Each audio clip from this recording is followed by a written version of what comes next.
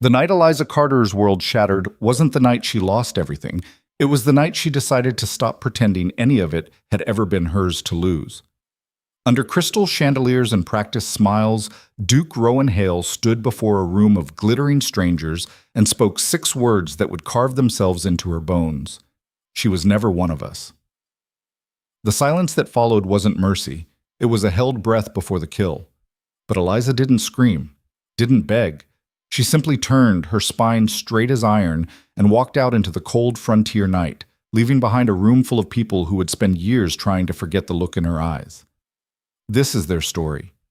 Stay with me until the end, hit that like button, and drop a comment with your city so I can see how far this tale travels. The Harrison estate sprawled across the valley like something out of a fever dream.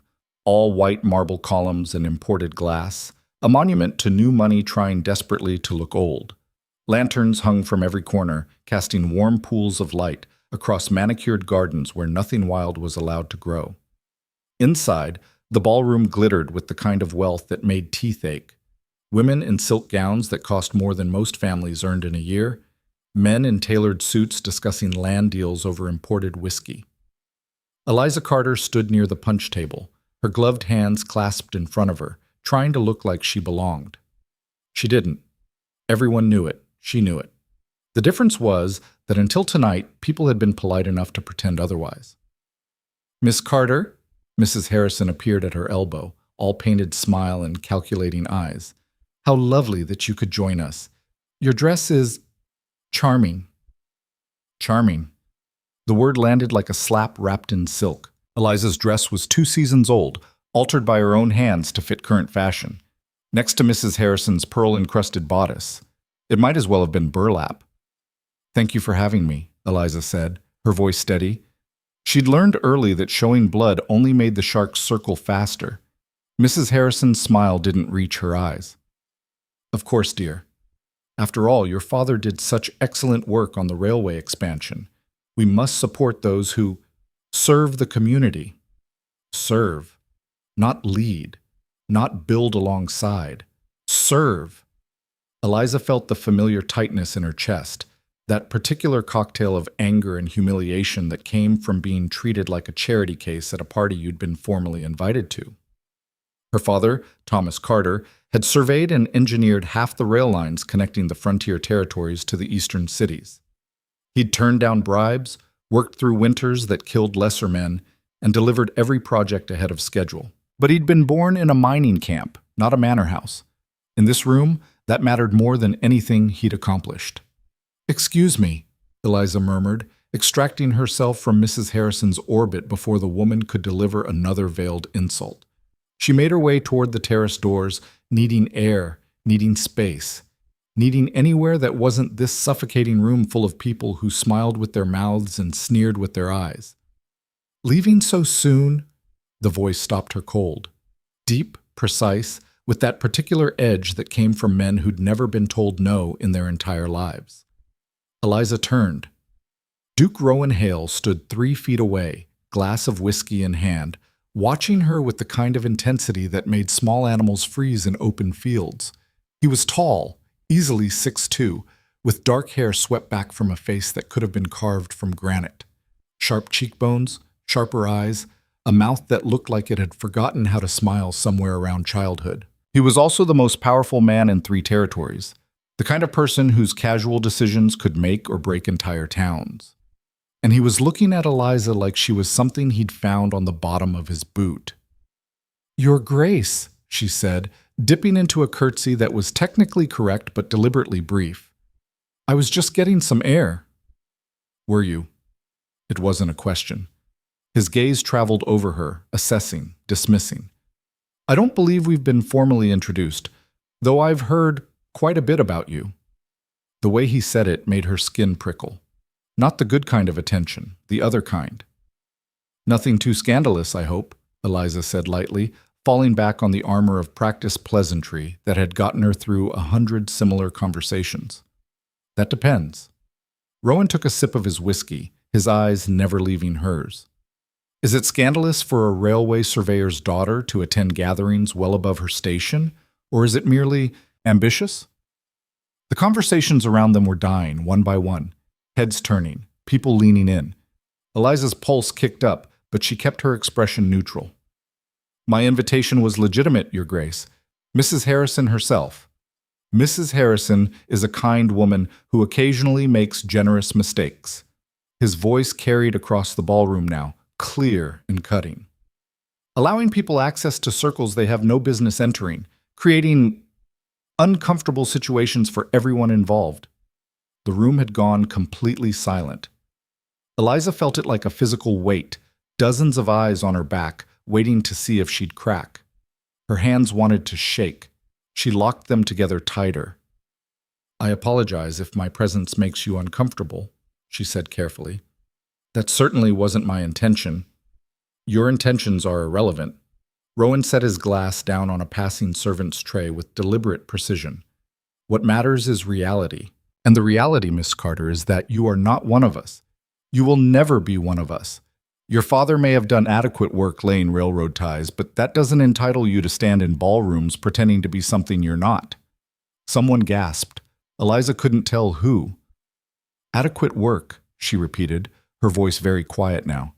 My father has built half the infrastructure connecting this territory to civilization. Without him, most of the people in this room would still be traveling by wagon train through hostile country. And he was well compensated for his labor. Rowan's expression didn't change. That doesn't make him, or you, our equal. Surely you understand that. Surely even someone from your background can grasp basic social hierarchy. The cruelty of it took her breath away. Not because it was unexpected, she'd faced condescension before, but because it was so calculated, so public, so designed to humiliate. Around the room she could see the reactions. Mrs. Harrison looking away, suddenly fascinated by her fan. Mr. Beaumont smirking into his wine. Young Catherine Morrison watching with wide, horrified eyes. No one was going to help her. They were going to watch her burn and call it entertainment. Your Grace, Eliza said, and she was proud that her voice barely trembled. I appreciate your candor, though I wonder what drives a man to publicly humiliate someone he's never even spoken to before. Is it insecurity, boredom, or simply the privilege of cruelty when you know there will be no consequences? Rowan's eyes narrowed. For just a second, something flickered there, surprise maybe, or anger. Then it was gone, replaced by cold amusement. You want to know what drives me? He stepped closer, and Eliza had to force herself not to retreat. I'll tell you. I'm tired of pretending that every ambitious climber with a formal invitation deserves to be treated like they belong. I'm tired of watching people like you elbow your way into spaces you haven't earned, demanding respect you haven't merited. You come here in your altered dress, with your pretty face and your sharp tongue, thinking that's enough to make you one of us. He leaned in, his voice dropping to something almost intimate. It's not. You're a distraction, a pretender. And the kindest thing I can do, for you and for everyone here, is to say it plainly. You don't belong. Go home, Miss Carter. Back to wherever it is that railway surveyors' daughters come from, and stop embarrassing yourself. The silence that followed was absolute. Eliza stood frozen, her heart hammering against her ribs so hard she thought everyone must be able to hear it. Her face felt hot. Her hands felt cold. Everything in her screamed to fight back, to tear him apart with words, to make him feel even a fraction of what he'd just done to her. But she'd learned something important growing up on the rough edges of frontier society.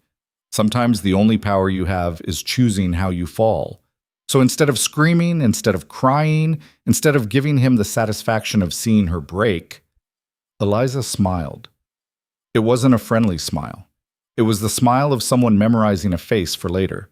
The smile of someone making a promise to themselves that had nothing to do with forgiveness. Thank you, Your Grace, she said clearly, for showing me exactly who you are. I won't make the mistake of forgetting it. Then she turned, her spine straight, her head high, and walked through the parted crowd toward the door. Behind her, she heard the whispers starting, shocked, delighted, scandalized. Let them talk. Let them dissect this moment over tea for the next 6 months. Let them turn her humiliation into gossip. She was done with all of them. The night air hit her face like a slap, cold and clean after the perfumed heat of the ballroom. Eliza made it to the edge of the garden before her legs started to shake, made it to the stone bench hidden behind the hedge roses before she had to sit down. She didn't cry. That would come later, in the privacy of her own room. Right now, she just sat there, breathing carefully, holding herself together through sheer force of will. "Miss Carter?" She looked up, startled. A young man stood a few feet away, half in shadow. She recognized him vaguely. One of the quieter attendees, someone who'd been standing near the windows during her public evisceration. "I'm fine," she said automatically. "You're not." He took a step closer, and she could see his face now, kind eyes, worried expression. What the Duke did in there was unconscionable. "I just wanted you to know that not everyone—" "Please don't." Eliza stood up, wrapping her arms around herself. "I appreciate the sentiment, I do, but I can't handle kindness right now. Not from anyone who stood there and watched it happen without saying a word." His face fell. "I should have spoken up. You're right. I was a coward." "We were all cowards," Eliza said tiredly. "Me included. I should have known better than to come here in the first place." "You had every right to be there." "Rights don't matter much when no one's willing to defend them." She pulled her shawl tighter. "Excuse me. I need to find my carriage." She left him standing there and made her way around to the front of the estate, where carriages lined the circular drive. Her father's modest coach, borrowed from a friend because they couldn't afford their own, waited near the end. The driver, an older man named Samuel, who'd worked with her father for years, took one look at her face and asked no questions, just helped her in and started the horses moving. As they pulled away from the Harrison estate, Eliza looked back once. Through the lit windows, she could see the party continuing. Music, laughter, the clink of glasses. Already moving on, already forgetting. But she wouldn't forget. She pressed her palm against the cold window glass and made herself a promise. She would never, ever let herself be that vulnerable again. Never let her worth be determined by people who measured humanity in bloodlines and bank accounts. And Duke Rowan Hale? She was done with him, done with his world, done with every glittering, hollow thing it represented. Let him have his empire of cold marble and colder hearts. She'd build something better. She'd build herself. The weeks that followed were strange and lonely.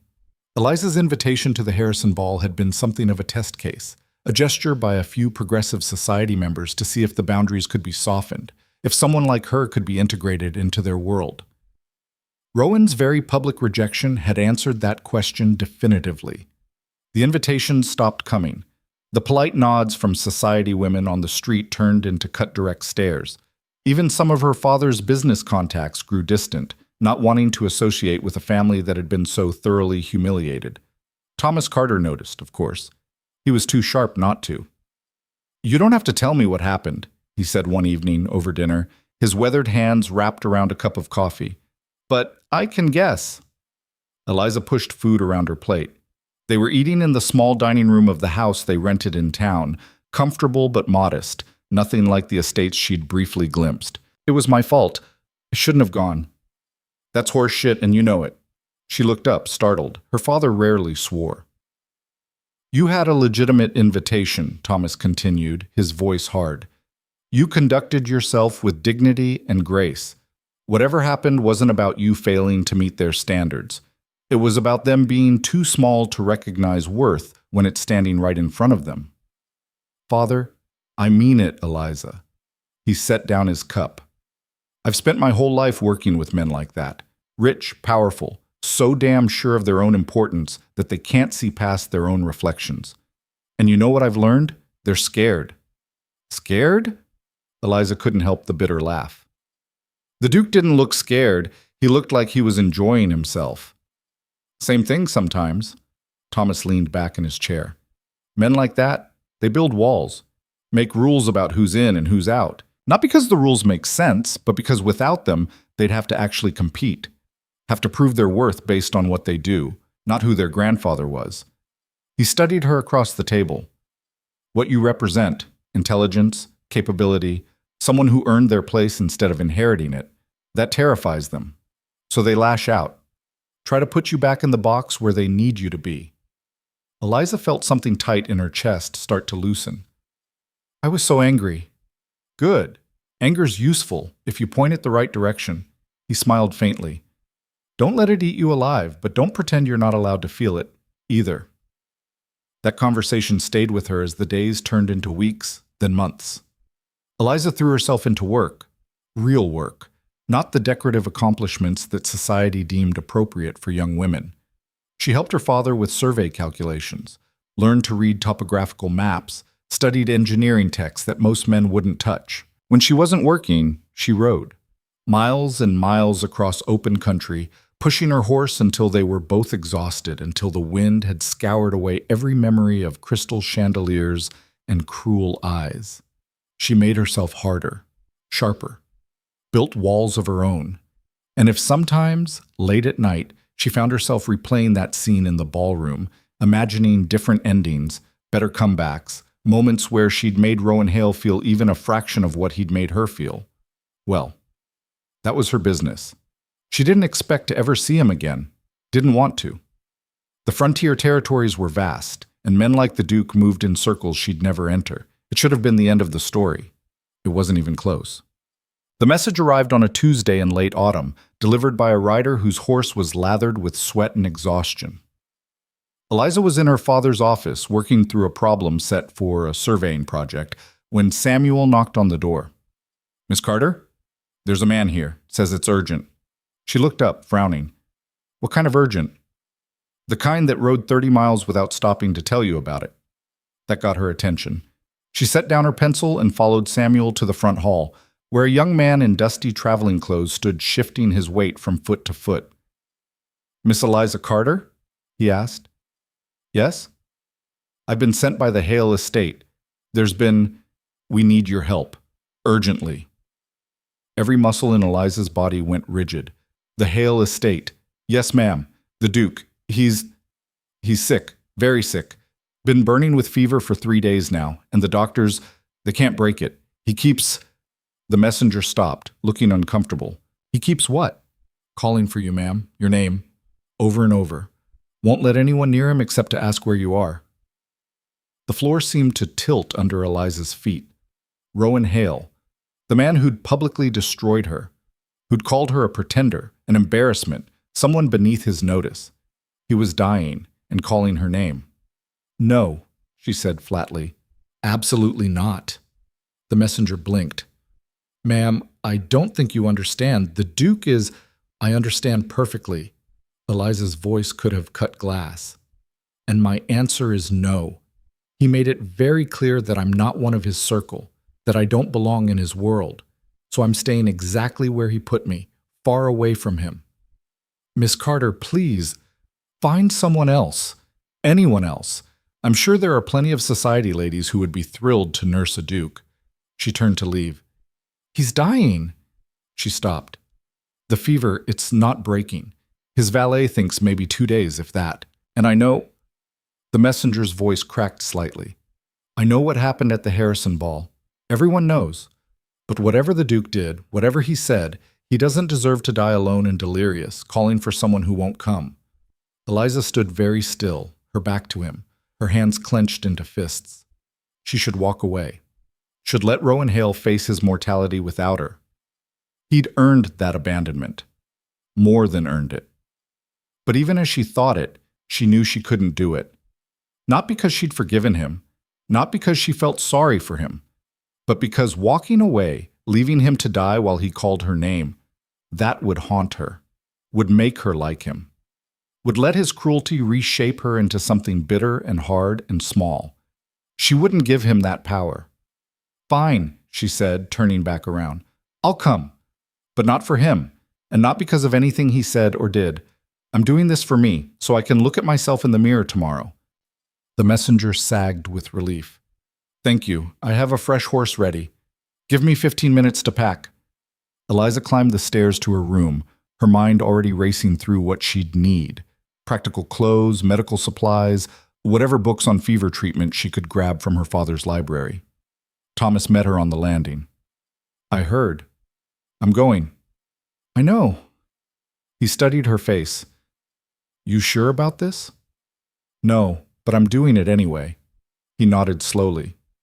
Want me to come with you? No. If I'm walking into that bastard's house, I'm doing it on my own terms. She paused. Besides, someone needs to keep the business running. Eliza. He caught her arm gently. Don't let this break you. Whatever you find there, whatever happens, don't let it break you. She thought about that night at the Harrison estate, the way Rowan's eyes had looked right through her, the careful cruelty in every word. I'm already broken, she said quietly. I'm just deciding what shape to put the pieces back into. Then she pulled away and went to pack, leaving her father standing in the hallway, looking older than she'd ever seen him. 30 minutes later, she was on a horse, following the messenger into the gathering darkness, riding toward the one man she'd sworn never to see again, the man who might be dying with her name on his lips. And Eliza Carter had no idea what she'd find when she got there, or what it would cost her to save him, if she even could. The Hale estate rose from the valley floor like a monument to everything Eliza had spent months learning to hate. Stone and iron, built to last centuries, designed to remind anyone who approached that some families were simply born to rule while others were born to serve. She'd ridden through the night, changing horses twice, her body aching and her mind circling the same question over and over. What the hell was she doing?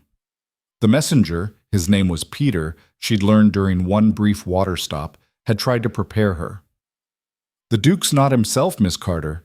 The fever, he says things, sees things that aren't there. Don't take it personal if he doesn't recognize you right away. I'm not taking anything about this personal, Eliza had said, which was a lie so transparent even Peter hadn't bothered to challenge it. Now, as dawn broke gray and cold over the estate's iron gates, she felt the full weight of her decision pressing down on her shoulders. She could still turn back, right away, let whatever happened happen without her fingerprints on it. Instead, she dismounted, handed her reins to a stable boy who looked like he hadn't slept in days, and followed Peter up the wide stone steps to the main entrance. The door opened before they reached it. A man stood in the doorway, 60-something, rail-thin, with the kind of rigid posture that spoke of military background. His clothes were immaculate despite the obvious exhaustion in his face. Miss Carter, he said, and his voice cracked on her name. Thank heavens. I'm Harrison, the Duke's valet. Please, come in. The entry hall was exactly what she'd expected. Marble floors, paintings of stern ancestors, a chandelier that probably cost more than her father earned in 5 years. Everything cold and perfect and utterly soulless. How bad is it? Eliza asked, not bothering with pleasantries. Harrison's composure slipped for just a moment. Bad.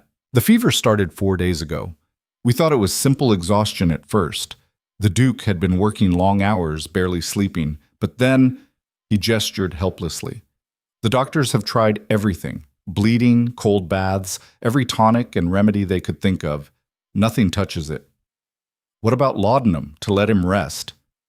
He fights it, becomes violent. The last doctor who tried left with a black eye. Harrison started climbing the main staircase, and Eliza followed. He's conscious sometimes, but not coherent. Keeps calling for you. Your name, over and over. I didn't even know who you were until Peter suggested. He stopped, turning to face her.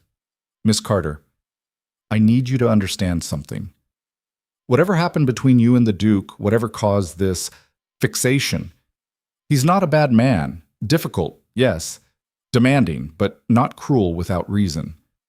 Eliza's jaw tightened. We clearly have different definitions of cruel. I'm not asking you to forgive him. I'm asking you to help him anyway. They'd reached the second floor. Harrison led her down a hallway lined with more portraits, more evidence of generations of power and privilege. At the end, 2 doors stood open, warm light spilling out. And from inside, a voice, hoarse, desperate, barely recognizable. Eliza, where is she? Why won't she come? Every muscle in Eliza's body locked up. That voice, that same voice that had cut her down in front of dozens of people, so controlled and cold and certain. Now it just sounded broken. Harrison glanced at her. Are you ready? No, she wasn't. She'd never be ready for this. Let's get this over with, she said, and walked through the door. The bedroom was chaos barely contained. Medical supplies scattered across tables, wet cloths discarded on the floor, the smell of sickness and sweat thick in the air. Heavy curtains had been drawn back, letting in the gray morning light. And in the massive four-poster bed, tangled in sheets that looked like they'd been through a war, Rowan Hale thrashed and muttered and burned. Eliza's first thought was that he looked smaller than she remembered, which was impossible. He was still well over 6 feet, his frame taking up most of the bed. But something about the fever had stripped away the armor of authority he'd worn like a second skin, made him look almost human. Almost. "Your Grace," Harrison said, moving to the bedside. "She's here. Miss Carter is here." Rowan's eyes opened, dark, unfocused, fever-bright. They swept across the room, past Eliza, unseen. "Liar," he rasped. "You keep saying that. She won't come. I destroyed her. Why would she come?" Something twisted in Eliza's chest. She shoved it down hard. "I'm here," she said, her voice steady despite everything. "Right here." His head turned toward her voice, but his eyes still didn't focus. "No, you're another fever dream. The real Eliza Carter wouldn't cross the street to spit on me if I was on fire." A harsh laugh that turned into a cough. "And she'd be right." Harrison looked at Eliza helplessly. "He's been like this for hours, in and out.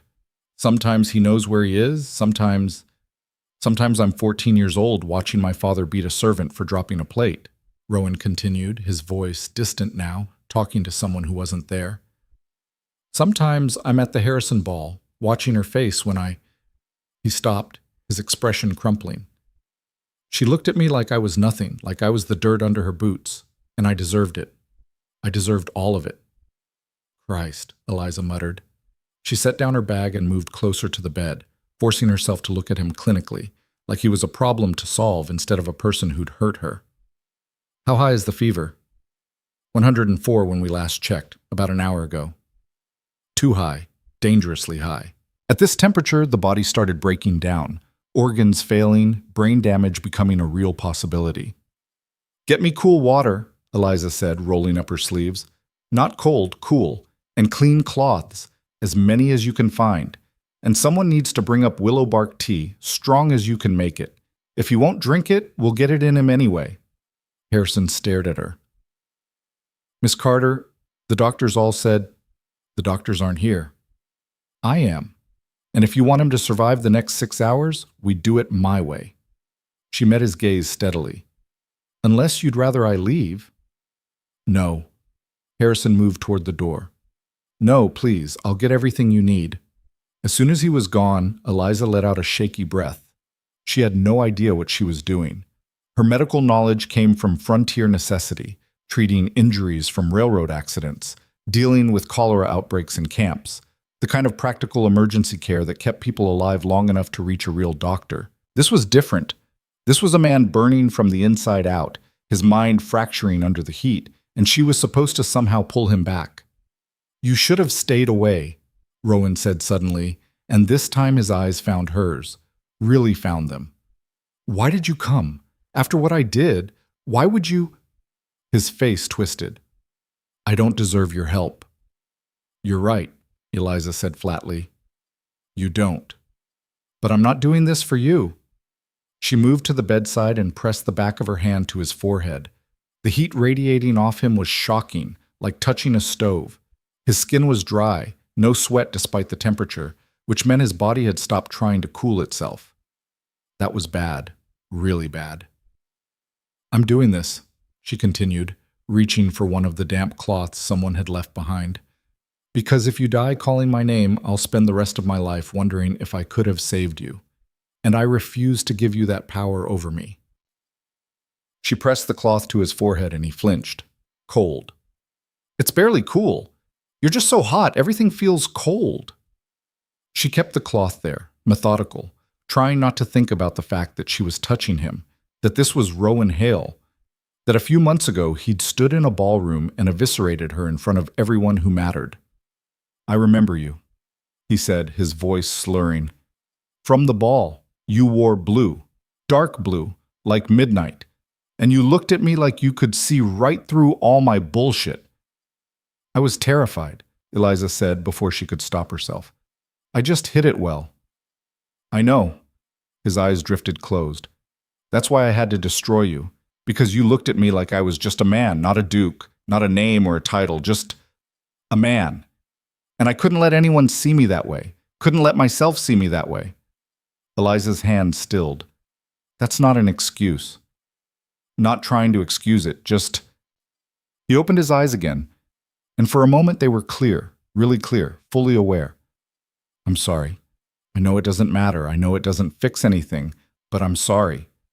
The words hit her like a physical blow.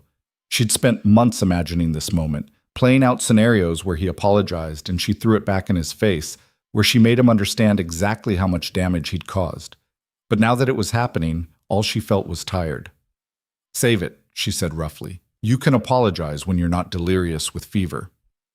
Harrison returned then, arms full of supplies, followed by 2 servants carrying buckets of water and armfuls of cloth. For the next hour, Eliza worked with single-minded focus, sponging Rowan down with cool water, forcing willow bark tea between his lips whenever he was coherent enough to swallow, changing the cloths on his forehead every few minutes as they warmed from contact with his burning skin. He drifted in and out. Sometimes he knew who she was, where he was. Sometimes he thought he was 10 years old, hiding from his father's rage in the estate's wine cellar. Sometimes he fought her, thrashing and pushing her hands away, convinced she was trying to hurt him. Hold him, Eliza snapped at Harrison during one particularly violent episode.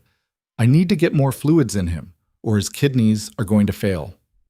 Together, they wrestled Rowan into something resembling stillness while Eliza poured tea down his throat, half of it ending up on the sheets, but enough getting into matter. I hate you, Rowan gasped when they finally let him go. I hate you so much. Good, Eliza said tiredly. Hate keeps you fighting. Stay angry. The sun climbed higher. The fever didn't break. By noon, Eliza was exhausted and starting to panic. Nothing she did made a difference.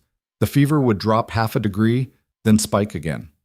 Rowan's breathing grew more labored. His periods of lucidity got shorter and further apart. We should send for the doctor again, Harrison said, hovering anxiously. So he can bleed him more? That's the last thing he needs right now. Eliza pressed her fingers to Rowan's wrist, counting his pulse. Too fast. Everything was too fast, his body racing toward collapse. He needs to sweat. That's the only way the fever's going to break, but his body's too dehydrated to produce sweat. What do we do? Eliza bit her lip, thinking. Her father had once told her about a railroad worker who'd survived heat stroke using a technique he'd learned from a Cheyenne medicine woman. It was risky, could kill as easily as cure, but they were out of options.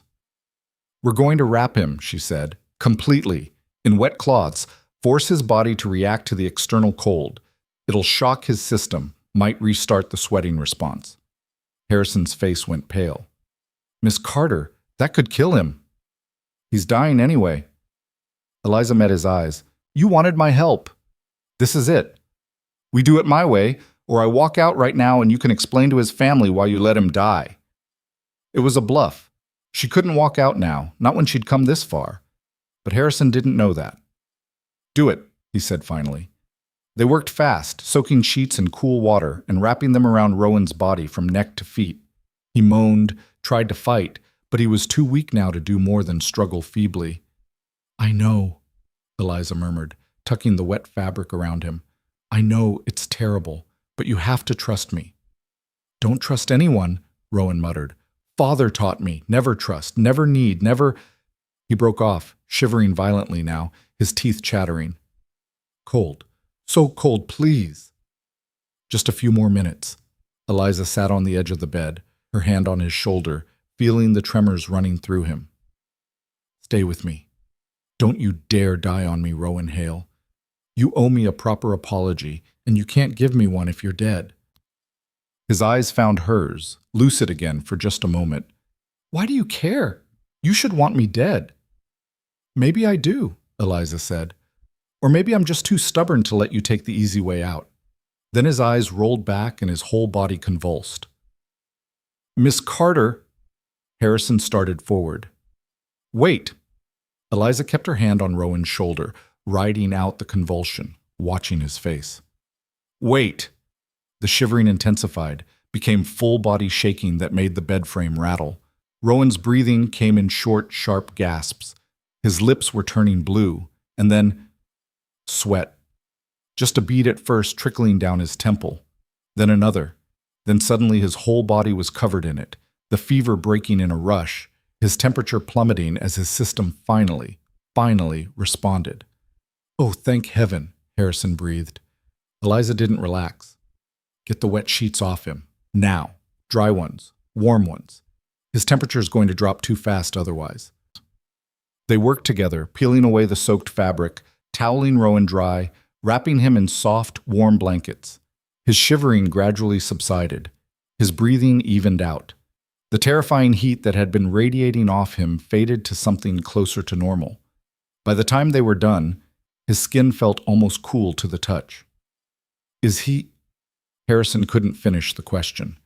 Eliza pressed her fingers to Rowan's throat, feeling for his pulse. Slow, steady, strong.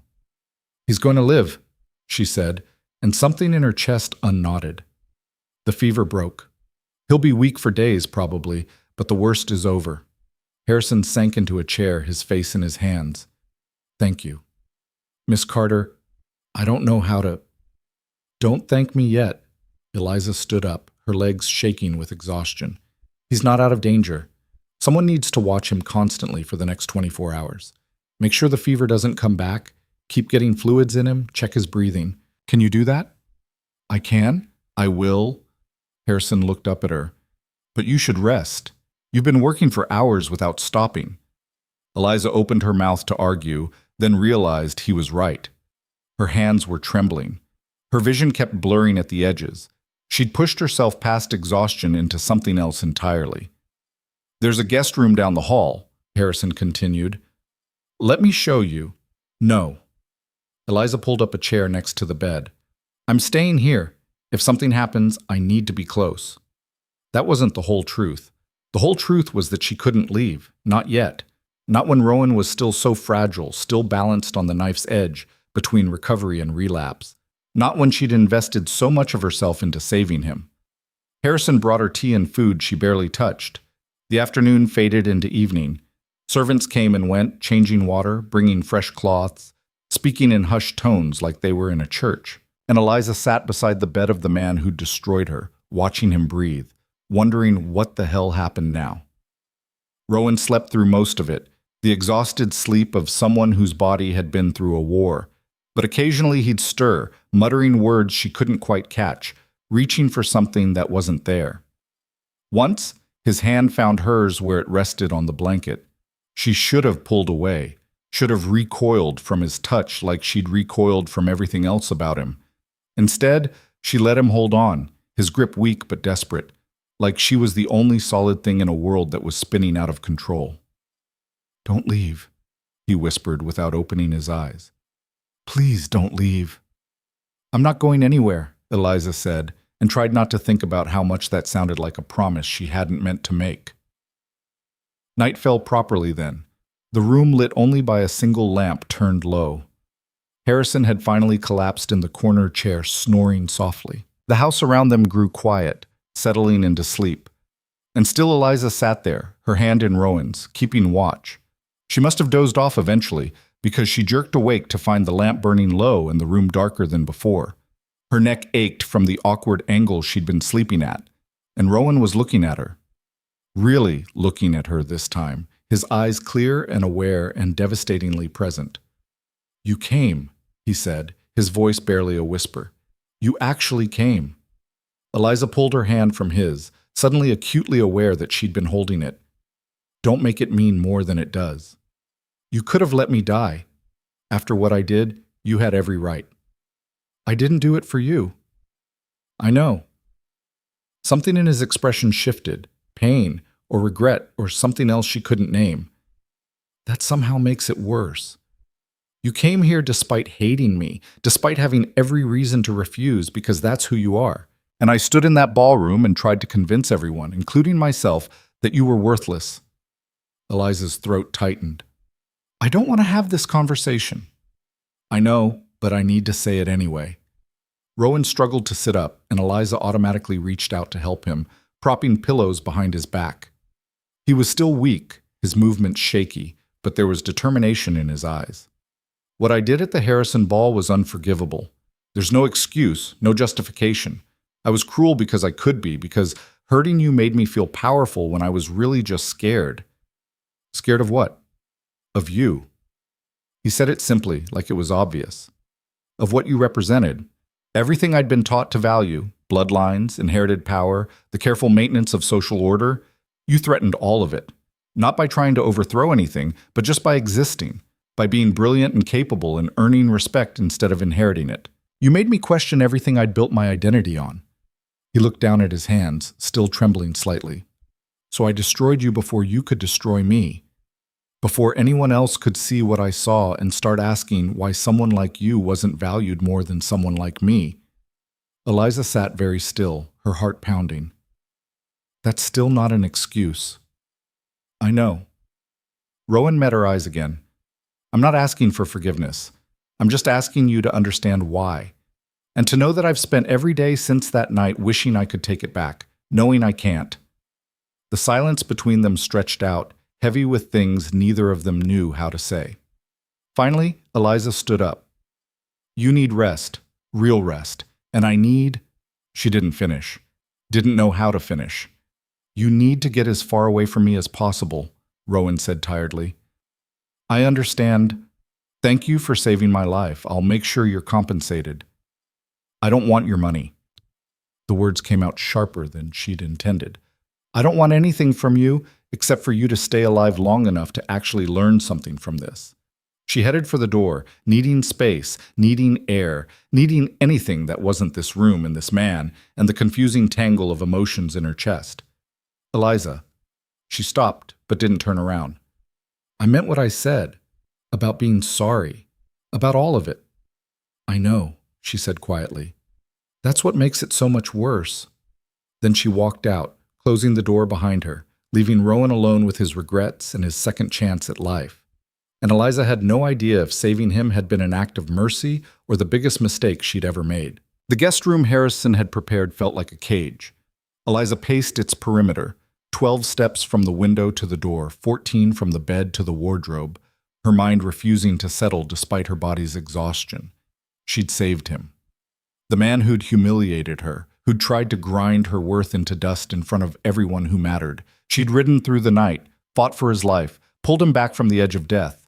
And now she had no idea what to do with that decision. A soft knock interrupted her thoughts. She opened the door to find a young maid holding a tray. Mr. Harrison thought you might want something to eat, miss. You didn't touch your supper. Eliza took the tray automatically. Bread, cheese, tea that was probably cold by now. Thank you. How is he? The Duke? The maid's face brightened. Sleeping peacefully, miss. Mr. Harrison says it's the first real sleep he's had in days. You saved his life. The words should have felt like validation. Instead, they sat in Eliza's stomach like stones. I just did what needed doing, she said. After the maid left, Eliza forced herself to eat. The bread tasted like sawdust, but her hands had stopped shaking, which meant her body needed fuel whether she wanted it or not. She was halfway through the cheese when another knock came. Harrison stood in the hallway, looking marginally less exhausted than before. Miss Carter, I apologize for disturbing you, but the Duke is asking for you. Tell him I'm resting. I did. He's insisting. Says he won't sleep again until he speaks with you. Harrison's expression was carefully neutral. He's still very weak. If he exhausts himself fighting this, it could set back his recovery. Eliza closed her eyes. Of course. Of course Rowan would turn his own health into leverage. Fine. 5 minutes. She followed Harrison back down the hallway, steeling herself. But when she stepped into Rowan's room, she found him sitting up against the pillows, looking less like a man at death's door and more like someone who'd simply had a very bad week. You're supposed to be resting, she said without preamble. I've been unconscious for 4 days. I'm done resting. His voice was still rough, but stronger than before. Sit, please. I'll stand. Eliza, don't. She held up a hand. Don't use my name like we're friends, like you didn't spend months inhabiting my nightmares. Rowan flinched but didn't look away. You're right. I have no right to familiarity, but I need to say something, and I need you to actually hear it. I heard you before. You're sorry. You were scared. You lashed out. Very therapeutic, I'm sure. Eliza crossed her arms. But I didn't come here for your confessions. I came because you were dying, and I'm apparently too stubborn to let that happen without a fight. Now, you're not dying anymore, so I'll be leaving in the morning. I loved you. The words hit her like a slap. Eliza actually took a step back. What? That night, at the Harrison ball, Rowan's hands twisted in the blankets. I'd been watching you all evening, the way you moved through that room like you belonged there, even though everyone was waiting for you to prove you didn't. The way you talked to people, really talked to them, not just performed conversation. You were everything I'd been taught to dismiss, and I couldn't stop looking at you. So you destroyed me. Eliza's voice shook. That's your idea of love? That's my idea of fear. Rowan met her eyes. I stood there watching you, and I realized that if I talked to you, really talked to you, I'd want more. I'd want everything. And that terrified me, because wanting someone like that means giving them power. Means admitting that all the things I'd built my identity on were hollow. So I did what I'd been trained to do. I eliminated the threat. I wasn't a threat. I was a person. I know that now. But in that moment, all I could see was what loving you would cost me. He looked down at his hands.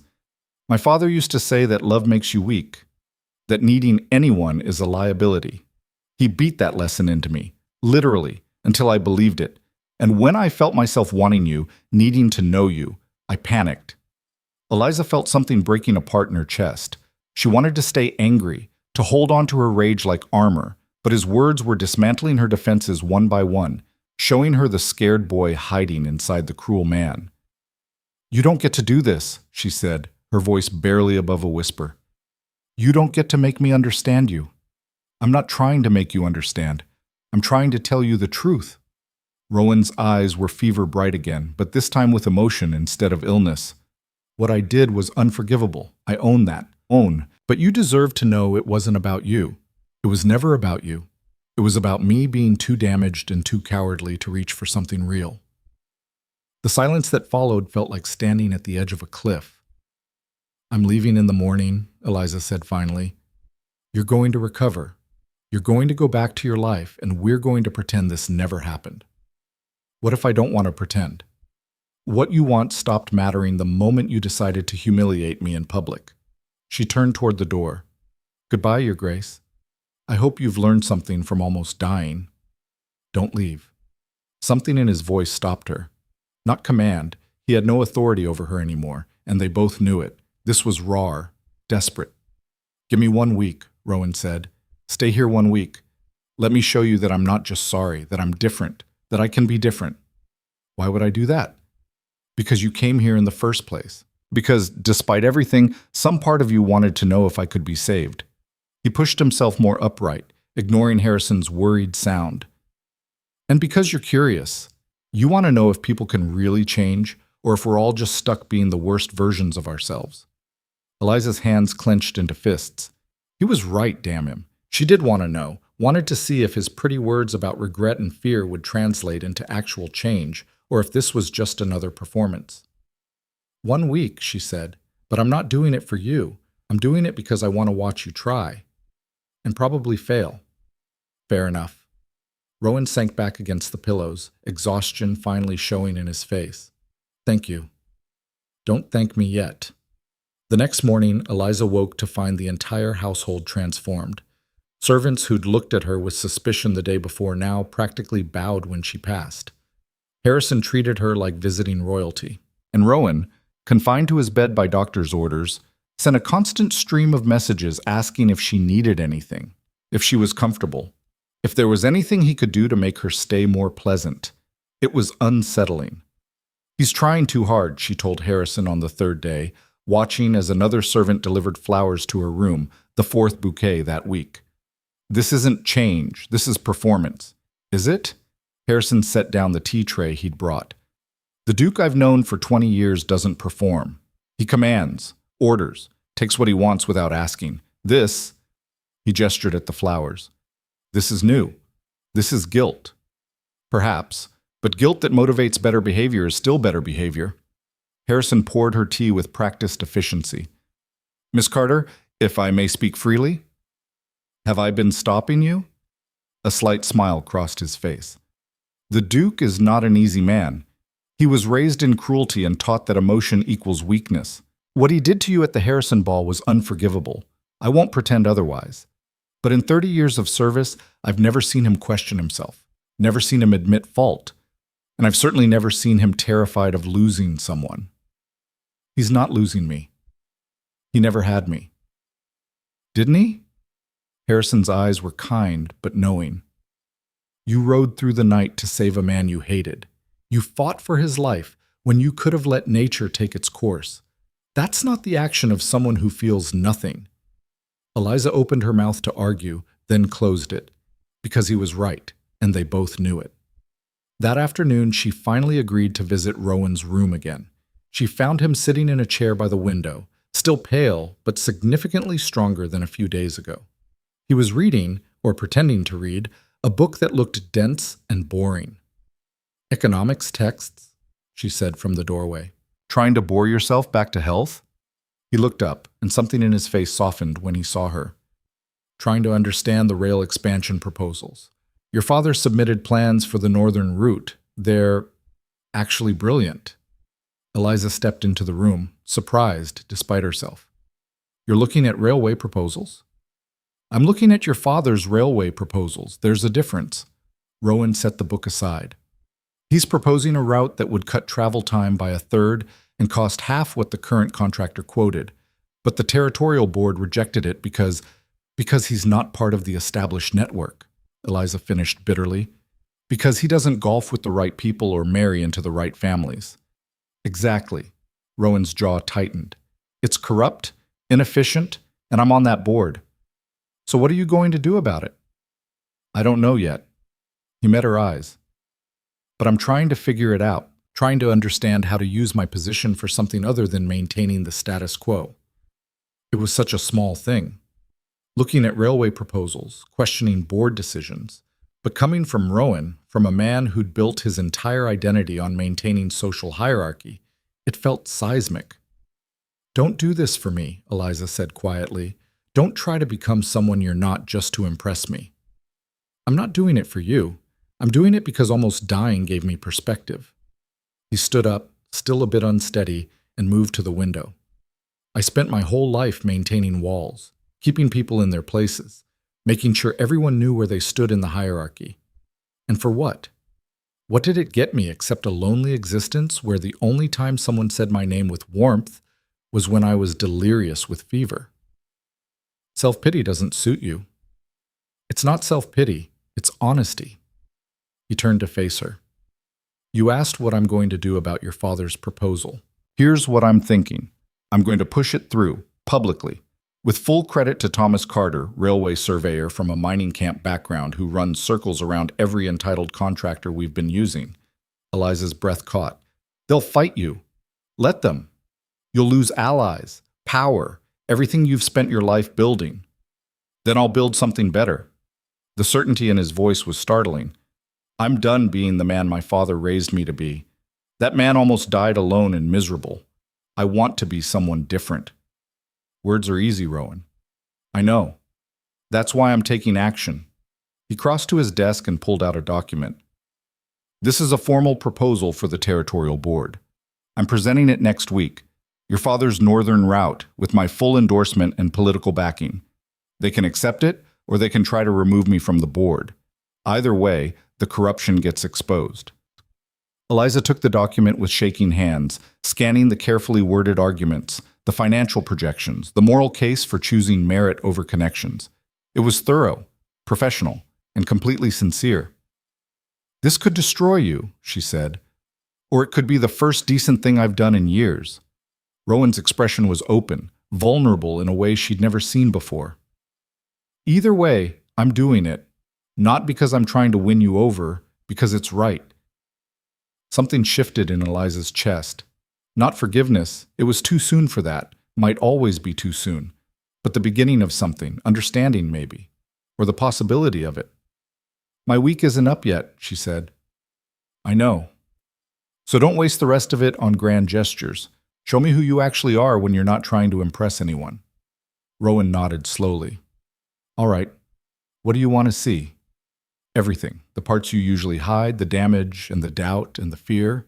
No more performances. That's asking for a lot. You asked for a week. This is what I want from it. For a long moment, Rowan just looked at her, something raw and uncertain in his expression. Then he said, All right, no more performances. The days that followed were strange and uncomfortable and oddly real. Rowan showed her the estate, not the formal rooms designed to impress visitors, but the places he actually occupied. His study, where half-finished letters to board members gathered dust because he could never find the right words. The library, where he'd spent most of his childhood hiding from his father. The stables, where he talked to horses more honestly than he talked to people. This is Arrow, he said, running a hand along a massive black stallion's neck. I've had him for 8 years. He's mean, stubborn, and doesn't trust anyone. Sounds familiar, Eliza said. Rowan's mouth quirked. I suppose I have a type. They walked the grounds, Rowan still weak enough that he had to stop and rest every 20 minutes, too proud to admit it. Eliza didn't call him on it, just adjusted their pace, found reasons to pause and look at things. Tell me about your father, she said during one of these stops. Rowan's whole body went rigid. Why? Because you mentioned him, during the fever. And because I think he's the key to understanding you. Understanding me isn't going to make you like me better. I don't need to like you. I need to understand what I'm dealing with. Rowan was quiet for so long she thought he wouldn't answer. Then, my father believed that emotion was weakness, that love made you vulnerable, that the only way to survive in a world full of predators was to become the apex predator yourself. And he taught you that how? With his fists, mostly. His belt when fists weren't enough. Rowan's voice was carefully neutral, like he was discussing weather. I was 8 the first time he beat me for crying, 12 when he locked me in the wine cellar for 3 days for showing kindness to a servant, 16 when he made me watch him destroy a business partner who'd trusted him, then explained exactly why trust was for fools. Eliza felt sick. Where was your mother? She left when I was 6, couldn't take it anymore. I don't blame her.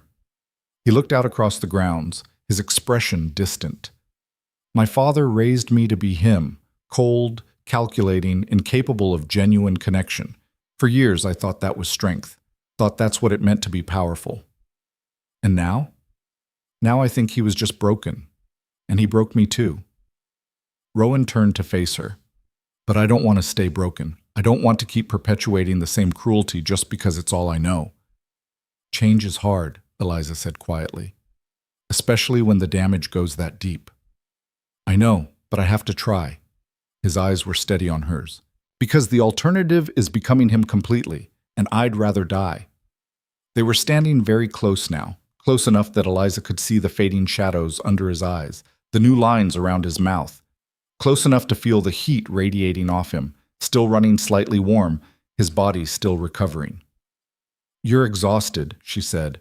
We should get you back inside. In a minute, Rowan reached out, then stopped himself, his hand hovering in the space between them. Can I ask you something? You've been asking me things all week. Something different. He lowered his hand. Why did you really come? When you got the message that I was dying, you said it was about not giving me power over you, but I don't think that's the whole truth.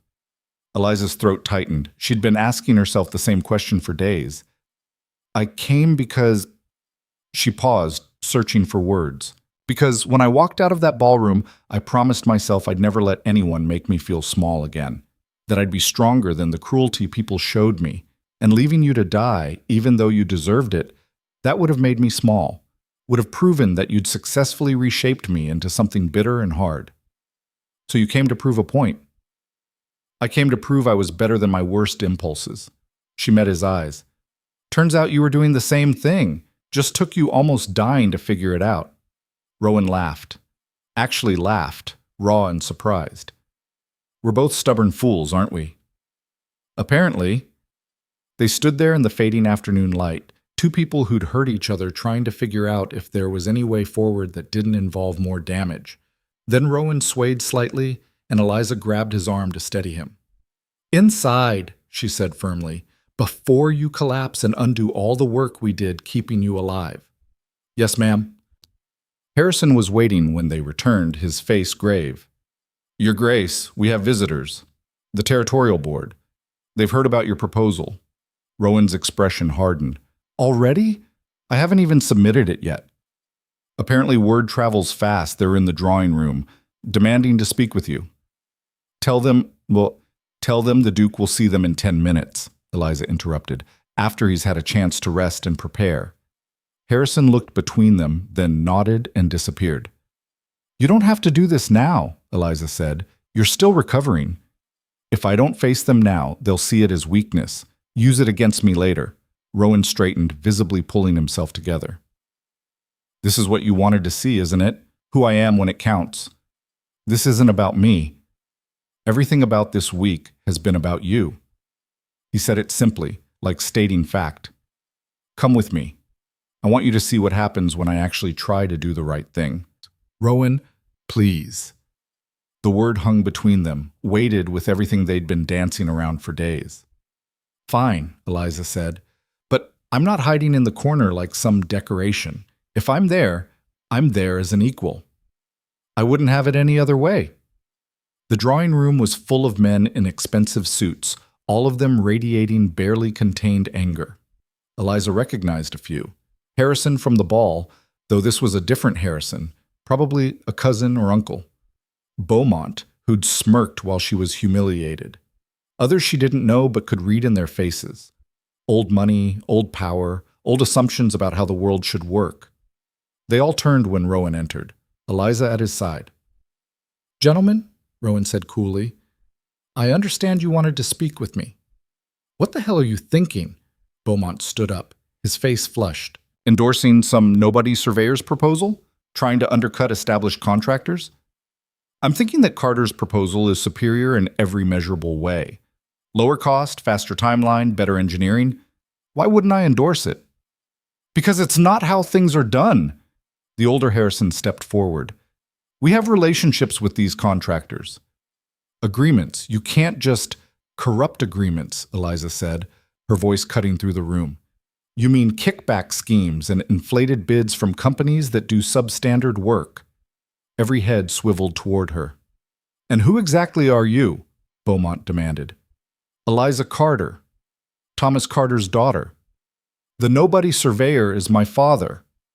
The room erupted. Half the men started talking at once, voices rising, accusations flying. Rowan let it go on for exactly 10 seconds. Then his voice cracked through the chaos like a whip. "Enough!" Silence fell immediately. Whatever else Rowan was, he still commanded a room. "Miss Carter is my guest," he said, his tone arctic. "She has more integrity and intelligence than half this board combined. And if any of you have a problem with her presence, you can take it up with me personally."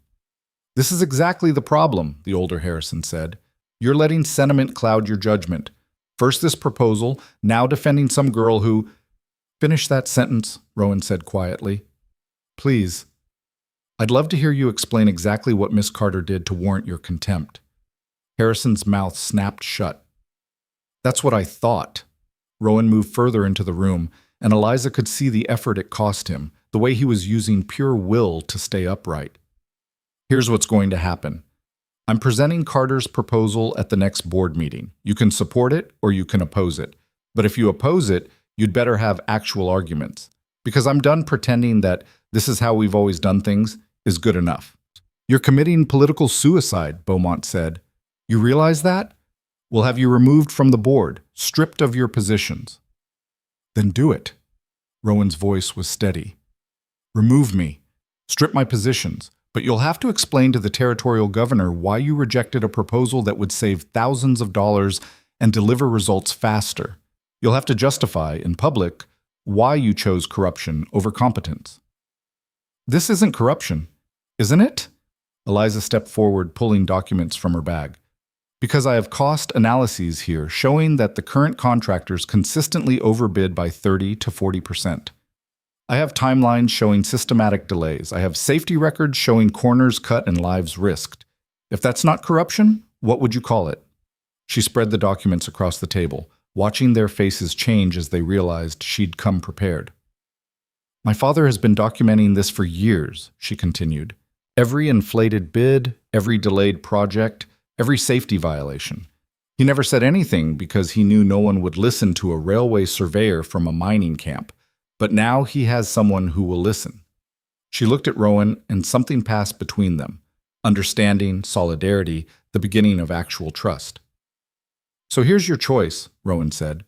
Support honest work and fair competition? Or oppose it and explain to your constituents why you're protecting contractors who steal from them. The silence that followed was thick with rage and calculation.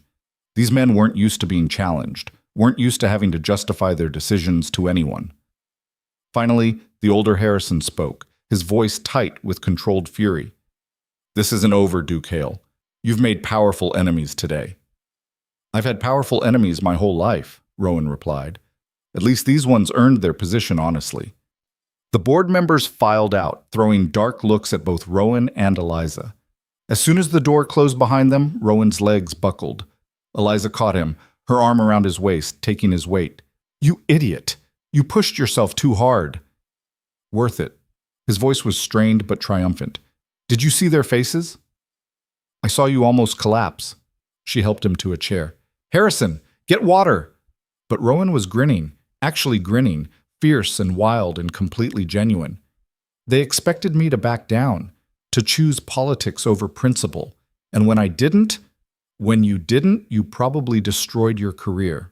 Eliza knelt beside the chair, checking his pulse. Too fast, but not dangerously so. Was it worth that? Ask me in a week. He caught her hand, his grip weak but determined. But right now, absolutely. Harrison appeared with water and worried sounds, helping Rowan drink while Eliza stood back, her mind racing. What had just happened? Rowan had just publicly aligned himself with her family, defended her in front of men who controlled his political future, burned bridges he'd spent his whole life building. For what? A railway proposal? A chance at redemption? Or for her? You should rest, she said when Harrison had gotten Rowan stabilized.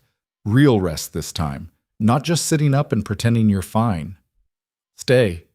Rowan reached for her hand again. Just for a few minutes. I want to know what you're thinking. I'm thinking you're either very brave or very stupid. Can I be both? Despite everything, Eliza felt her mouth twitch. Apparently. She pulled up a chair next to his, and they sat there in the quiet drawing room while the afternoon faded into evening. Outside, she could hear the board members' carriages leaving, the sound of hoofbeats and angry voices fading into the distance. They'll come after you, she said finally. The board. They'll find ways to retaliate. I know. And they'll come after my father too. Try to discredit him, sabotage his work. Then we'll fight back. Rowan's eyes were closed now, exhaustion finally catching up. Together, if you'll let me. I haven't forgiven you, Eliza said. What you did at the ball, I don't know if I can ever fully forgive that. I'm not asking for forgiveness. I'm asking for a chance. A chance at what? At being the person I should have been all along. He opened his eyes, looking at her with devastating honesty. At proving that people can change, that damage doesn't have to be permanent. Eliza felt something breaking open in her chest. Not forgiveness, not yet, but the possibility of it. The chance that maybe, just maybe, this man who'd tried to destroy her could become someone worth saving. Your week is almost up, she said. I know. What happens after? That depends on you. Rowan's voice was quiet, almost afraid. I can't force you to stay. Can't manipulate or pressure you. All I can do is ask, will you give me more time?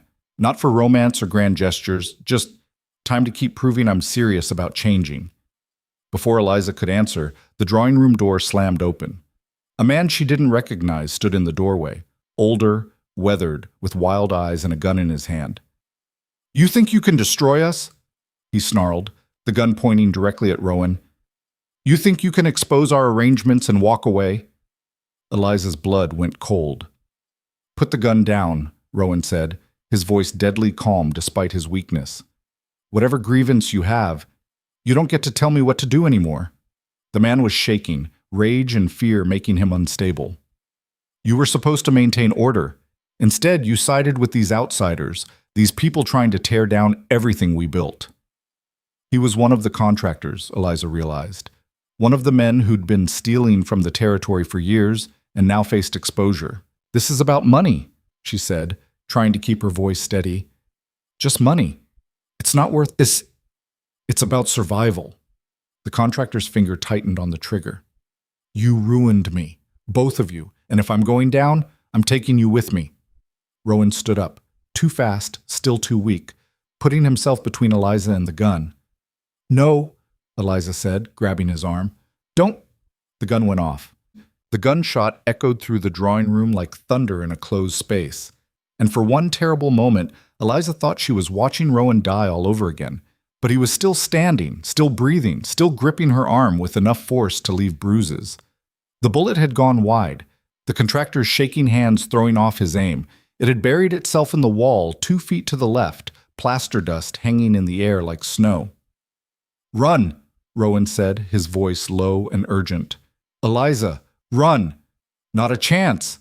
She grabbed the heavy crystal decanter from the side table and hurled it at the contractor's head. It connected with a satisfying crack.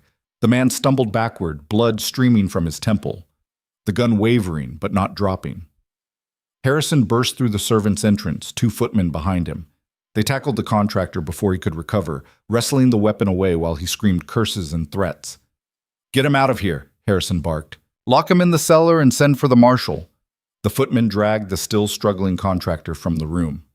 Harrison turned to Rowan and Eliza, his face ashen. Your Grace, are you— We're fine. Rowan was trembling now, the adrenaline wearing off and leaving nothing but exhaustion and shock. He missed. He almost didn't. Eliza's hands were shaking too. If you hadn't moved, if he'd been a better shot— But he wasn't. Rowan looked at her, something raw and desperate in his expression. You threw a decanter at an armed man. You stepped in front of a loaded gun for me. Of course I did. The simplicity of it nearly broke her. Of course. Like it was obvious, like protecting her was as natural as breathing. Sit down before you fall down, she said roughly, guiding him back to the chair. Harrison, get the doctor. I don't care if His Grace says he's fine. I want him checked. I'm fine, Rowan protested, but he let her push him into the seat. Eliza, shut up. You just almost died. Again. You don't get to tell me you're fine. Harrison disappeared to summon the doctor, leaving them alone in the destroyed drawing room. The bullet hole in the wall stared at them like an accusation. This is my fault, Rowan said quietly. I pushed too hard, too fast, made enemies I wasn't prepared to handle. You did the right thing. Eliza knelt beside his chair, checking his pulse again. Still too fast, but steady. Those men were stealing, cutting corners that got people killed. Someone had to stop them. But now they're coming after us. After you. His hand found hers. I put you in danger. I put myself in danger the moment I agreed to stay. She looked up at him. But I'm not running. Not from them, and not from this. From what? Whatever this is. Between us. She said it before she could stop herself, before fear could lock the words away. I still haven't forgiven you. I'm still angry about what happened at the ball, but you stepped in front of a gun for me, and I can't pretend that doesn't mean something. Rowan's eyes were very bright. It means I'd rather die than see you hurt. That's not enough. I know, but it's a start. The doctor arrived then, fussing and checking and declaring that the Duke was recovering well despite his clear exhaustion and near-death experience. Again. He prescribed rest, broth, and absolutely no more confrontations with armed contractors. I'll do my best, Rowan said dryly. After the doctor left, after the marshal arrived to collect the contractor and take statements, after the servants had cleaned up the broken glass and covered the bullet hole with a painting, Eliza finally retreated to her room. She made it as far as the bed before her legs gave out. She'd thrown a decanter at an armed man, had watched Rowan step in front of a bullet meant for both of them, had felt the possibility of his death like a physical blow. When had he become something worth protecting? When had her anger transmuted into something more complicated?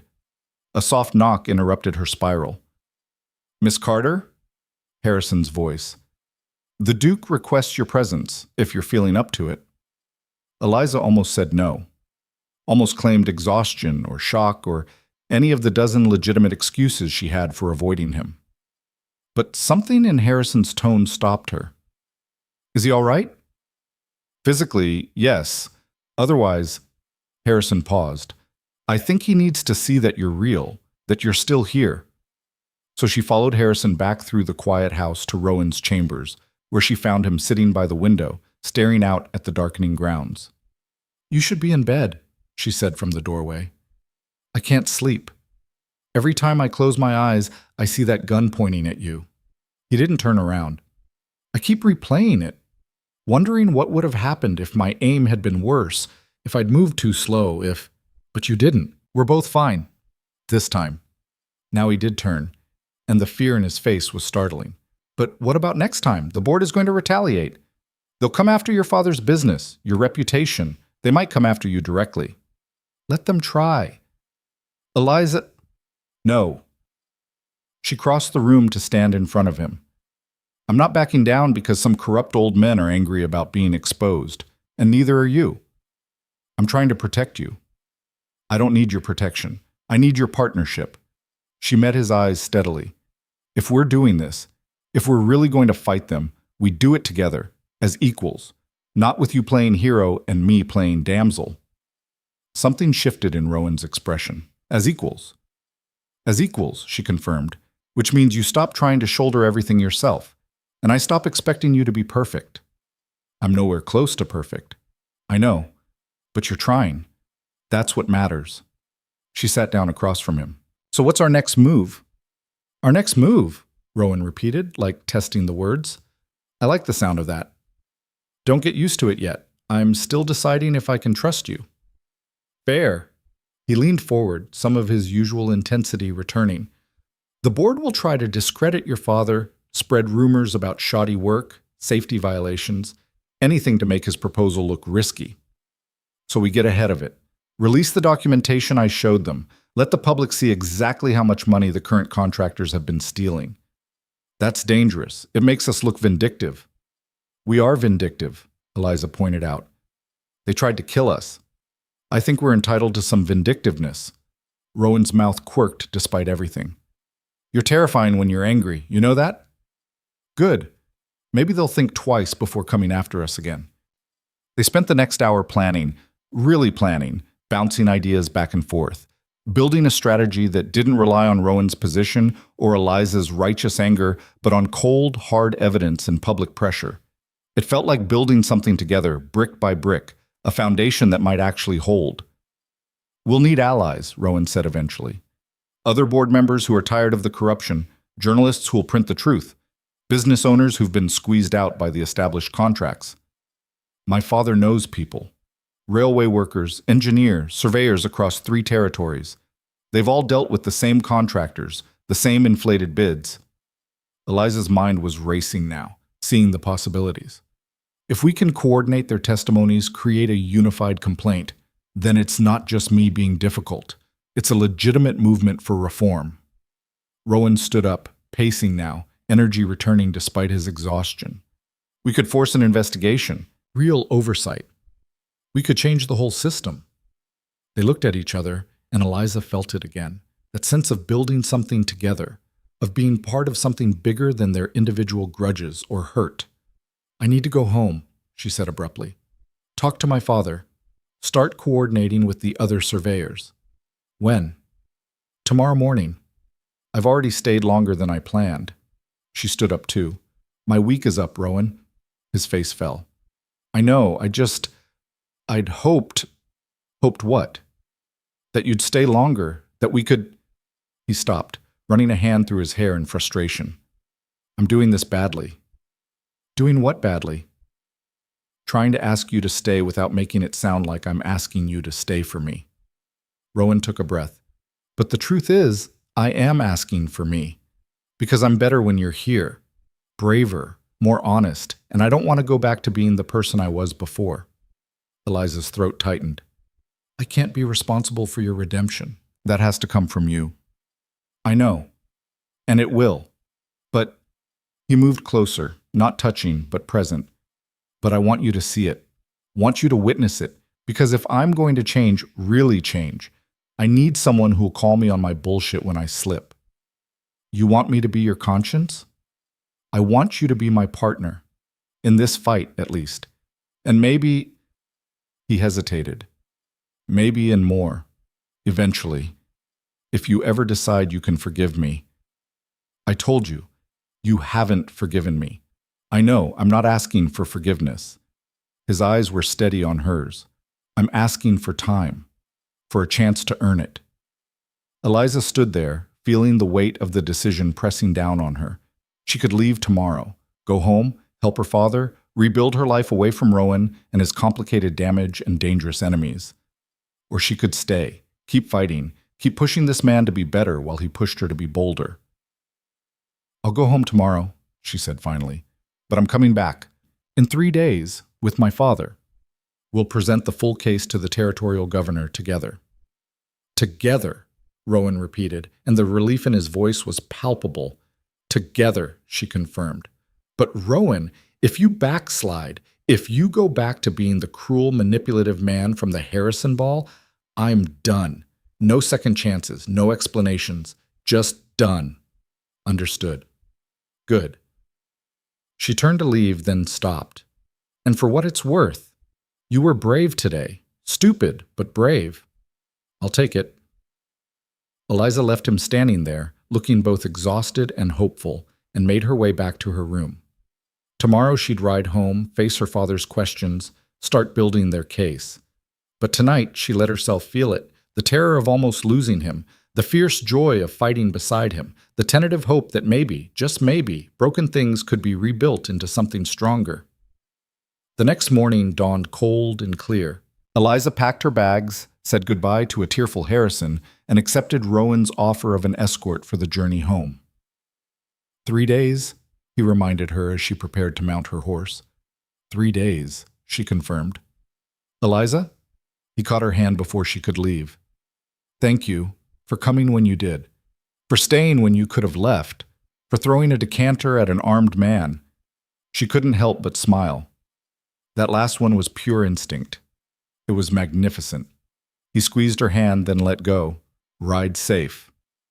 The journey home felt different than the desperate ride to the estate. Slower, more thoughtful. Eliza had time to process everything that had happened, to examine the change in her feelings from every angle.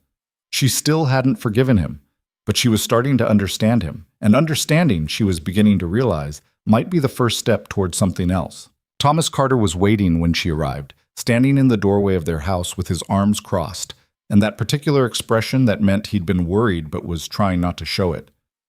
You're back, he said. I'm back. How is he? Alive. Recovering. Possibly insane. Eliza dismounted and let the stable hand take her horse. He's planning to take on the entire territorial board. Thomas's eyebrows rose. Is he now? With our help. If you're willing. She pulled out the documents Rowan had given her, the proposal and the evidence and the plan. He wants to push your northern route through, publicly, with full exposure of the corruption in the current contracting system. Her father took the documents, scanning them with practiced efficiency. His expression went from skeptical to surprised to cautiously impressed. This is solid work, he said finally. More than solid. He's thought this through. He's serious about it, about changing things. Eliza followed her father inside. But it's going to be dangerous. The board already sent someone to kill us. Thomas froze. They what? She told him everything. The confrontation, the gun, Rowan stepping in front of her, the contractor now sitting in a jail cell awaiting trial. Her father's face went through several complicated emotions before settling on fury. That bastard shot at you? He missed. I threw a decanter at his head. You... Thomas stopped, shook his head. Of course you did. You're your mother's daughter. It was the first time he'd mentioned her mother in months. Eliza felt something warm bloom in her chest. So what do you think, she asked, about the proposal, about working with Rowan? I think the Duke is either genuinely trying to make amends or he's the best actor I've ever met. Thomas set down the documents. I also think he's in love with you. He's not. Eliza stopped. It's complicated. Love usually is. Her father studied her face. Question is, how do you feel about him? I don't know. It was the honest answer. I'm still angry, still hurt, but I also saw him risk his life for me. Saw him stand up to powerful men who could destroy him. Saw him actually trying to be better. That's not nothing. It's not enough either. Maybe not yet, Thomas agreed, but it might be someday. If he keeps trying, if you let him. They spent that evening and the next day building their case. Thomas contacted other surveyors, engineers, workers who dealt with the corrupt contractors. The stories poured in: cost overruns, safety violations, projects delayed for no reason except to justify higher fees. It was systematic, widespread, and completely indefensible. By the time they were ready to leave for the territorial capital, they had a stack of testimonies an inch thick. This is going to make enemies, Thomas warned as they loaded the carriage. We already have enemies, Eliza pointed out. At least now we have ammunition. The ride to the capital took most of a day. Rowan had arranged to meet them at the governor's mansion, where he'd scheduled a formal presentation. Eliza spent the journey rehearsing arguments, anticipating counterattacks, preparing for every possible objection. But when they arrived and she saw Rowan waiting on the steps, looking stronger than he had in days, something in her chest settled. Miss Carter, Mr. Carter. He greeted them formally, but his eyes lingered on Eliza. Thank you for coming. Thank you for not dying in the 3 days since I left, Eliza said dryly. I did my best.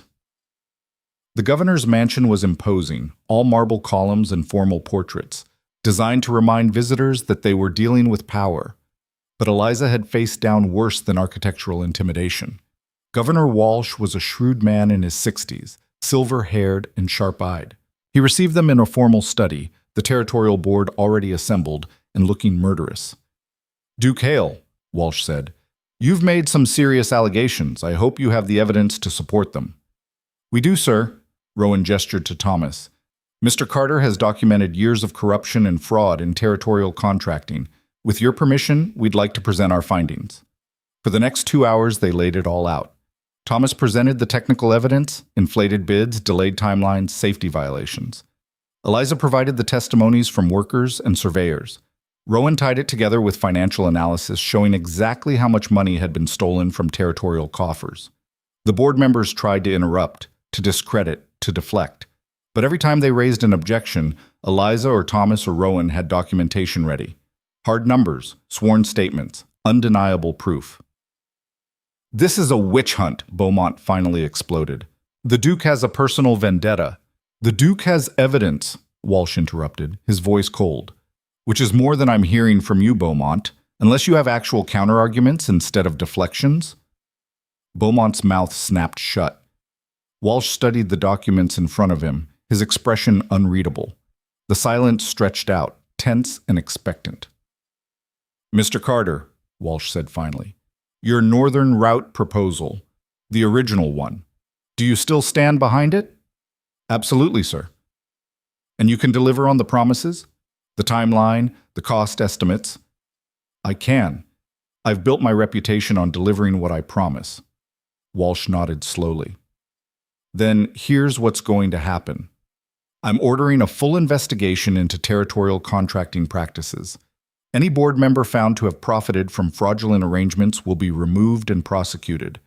The contracts with the current Northern Route contractor are hereby suspended pending review. The board erupted in protest, but Walsh raised his hand for silence. Furthermore, he continued, Mr. Carter's proposal is approved, effective immediately. He'll have full territorial backing and oversight to ensure the project proceeds as planned. Thomas looked stunned. Eliza felt something fierce and triumphant rising in her chest. Governor, you can't, the older Harrison started. I just did. And if any of you have a problem with it, you're welcome to resign from the board. Walsh's eyes were hard. I will not tolerate corruption in my administration. Duke Hale did us a service by exposing this. I suggest the rest of you remember that. The meeting dissolved into chaos after that. Some board members stormed out. Others tried to plead their case. A few, the ones who'd genuinely been ignorant of the corruption, approached Thomas with apologies and offers of support. Through it all, Eliza stood beside her father, feeling like they'd just won something bigger than a railway contract. They'd proven that merit mattered, that truth could overcome entrenched power, that people from mining camps could stand in governors' mansions and be heard. "We did it," Thomas said quietly, gripping her hand. "We did." Rowan found them in the chaos, his face lit with something like joy. "Your father's brilliant. You're both brilliant." "You're the one who made this possible," Thomas said, shaking Rowan's hand. "Thank you for believing the proposal had merit when no one else would look at it. It deserved to be seen. You deserve to be recognized for your work." Rowan turned to Eliza. "Can I speak with you, privately?" She followed him out of the study, away from the noise and confusion, to a quiet balcony overlooking the territorial gardens. "We won," he said, like he couldn't quite believe it. "We won," she agreed. "Your father is going to be famous. The surveyor who exposed the corrupt contracting system. They'll be talking about this for years." "Good. He's earned it." Eliza leaned against the balcony railing. "You burned a lot of bridges today." "I know. Half the board will never speak to me again." Rowan moved to stand beside her. "Worth it. Even if it cost you politically?" "Especially then." He turned to face her. "Eliza, I need to tell you something, and I need you to listen without interrupting." "That sounds ominous." "Just listen." He took a breath. "When I stepped in front of that gun, it wasn't heroism. It wasn't strategy. It was instinct. Because the thought of you being hurt, of the world losing you, was unbearable. And I realized something in that moment." "What?" "That I'm in love with you, completely, terrifyingly. And I know you're not ready to hear that. I know I don't deserve forgiveness, much less love. But I needed to say it anyway." Eliza's heart was hammering. "Rowan, I'm not asking you to love me back. I'm not asking for anything except the chance to keep proving I'm worthy of you, to keep fighting beside you, to keep becoming the person you make me want to be." His eyes were steady on hers. "And if that never leads to anything more than partnership and mutual respect, I'll accept that. Because having you in my life at all is more than I deserve." She stood there, the words washing over her, feeling their weight. He loved her. This complicated, damaged man who'd tried to destroy her and then saved her and then let her save him. He loved her. And the terrifying part was that she might love him back. Not the way he'd been at the Harrison Ball, but the person he was becoming. The man who stood up to corruption even when it cost him. Who stepped in front of bullets, who looked at her like she was the most important thing in the world. "I'm not there yet," she said finally. "I'm not ready to love you back. The hurt from the ball, it's still there, still real." "I know. But I'm not closing the door either." She reached for his hand, letting their fingers intertwine. "I want to see where this goes. Want to see if we can build something real out of all this damage." "That's enough," Rowan said, and his voice was rough with emotion. "More than enough." They stood there on the balcony, hands linked, watching the sun set over the territorial capital. Inside, the political machinery was already churning, investigations starting, contracts being reviewed, power structures shifting. But out here, it was just the two of them. Two people who'd hurt each other and saved each other and were trying to figure out what came next. "What happens now?" Eliza asked. "Now?" Rowan squeezed her hand. "Now we go back in there and celebrate your father's victory. Tomorrow, we start the real work. Building the railway. Fighting the corruption. Changing the system. And us? Us, we take it one day at a time. No pressure, no expectations, just seeing what's possible." Eliza nodded slowly. It wasn't a happy ending. It was barely a beginning, but it was honest and real and theirs. "One more thing," she said. "If you ever speak to me the way you did at the Harrison Ball again, you'll throw a decanter at my head, I remember." Rowan's mouth quirked. "Duly noted. I was going to say I'd leave and never come back, but the decanter thing works too." They walked back inside together, ready to face whatever came next. The board's retaliation, the corruption investigation, the long work of building the railway and rebuilding trust. But they'd face it together, as partners, as equals, and maybe, eventually, as something more. The celebration at the governor's mansion lasted well into the evening, but Eliza barely registered it. She stood in a corner with her father, watching Rowan navigate the political waters with newfound purpose, shaking hands with reformers, dodging the glares of the old guard, deflecting praise with an ease that spoke of years of practice. "He's good at this," Thomas observed, sipping his champagne. "Playing the game." "He's been playing it his whole life," Eliza said. "The difference is now he's playing to win something that matters." Her father glanced at her, something knowing in his expression. "You care about him." "I'm trying not to." "How's that working out?" Eliza couldn't answer, because the truth was complicated and messy, and she didn't have words for the knot of feelings in her chest, anger and hope and fear and something dangerously close to love all tangled together. They left the capital the next morning, Thomas heading back home to begin preparations for the railway project, while Eliza accepted Rowan's invitation to return to his estate. "Just for a few days," she'd told her father, "to finalize the details." Thomas had given her a look that said he knew exactly what she was finalizing, but he'd simply kissed her forehead and told her to be careful. The ride back to the Hale estate felt different this time. No desperate urgency, no fever dreams or armed contractors. Just two people on horseback, the autumn landscape spreading out around them in shades of gold and rust. "What are you thinking?" Rowan asked as they crested a hill overlooking his lands. "That 6 weeks ago, I would have burned this place to the ground if I could. And now? Now I'm wondering if maybe it can be something different, something better." She looked at him. "If you're serious about change." "I'm serious." He pulled his horse to a stop, and she did the same. "Eliza, I need to ask you something, and I need you to be honest." "When am I not?" "Do you think you'll ever be able to forgive me? Really forgive me, not just work alongside me or tolerate me. Actually forgive." The question hung between them like a challenge. Eliza considered lying, offering easy comfort, but he'd asked for honesty. "I don't know," she said finally. "Some days I think maybe. Other days I remember standing in that ballroom, feeling like I was being skinned alive in front of everyone, and I think maybe not. Maybe the damage is permanent." Rowan nodded slowly. "I can live with that, as long as there's a chance." "Why does it matter so much? My forgiveness?" "Because you're the only person who's ever looked at me and seen past the title and the money and the power. You saw me as just a man, flawed, scared, capable of cruelty, and you didn't flinch." He met her eyes. "And then I proved you right about the cruelty. I need to prove you right about something else too, that I'm capable of being better." They rode on in silence, but it felt different now, less heavy, like they'd cleared some invisible barrier. The estate looked warmer in the afternoon light, less like a fortress and more like a place where people actually lived. Harrison met them at the door, his relief visible. "Your Grace, Miss Carter, thank heavens. The investigative committee arrived this morning. They're waiting in the study." Rowan's expression hardened.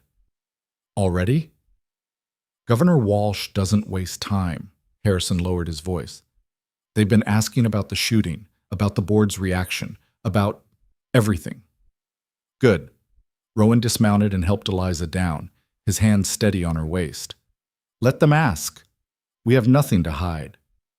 The investigative committee consisted of 3 severe-looking men and 1 sharp-eyed woman, all taking notes and asking questions with the precision of surgeons. They spent hours going over every detail: the proposal, the board meeting, the contractor's attack, the evidence of corruption.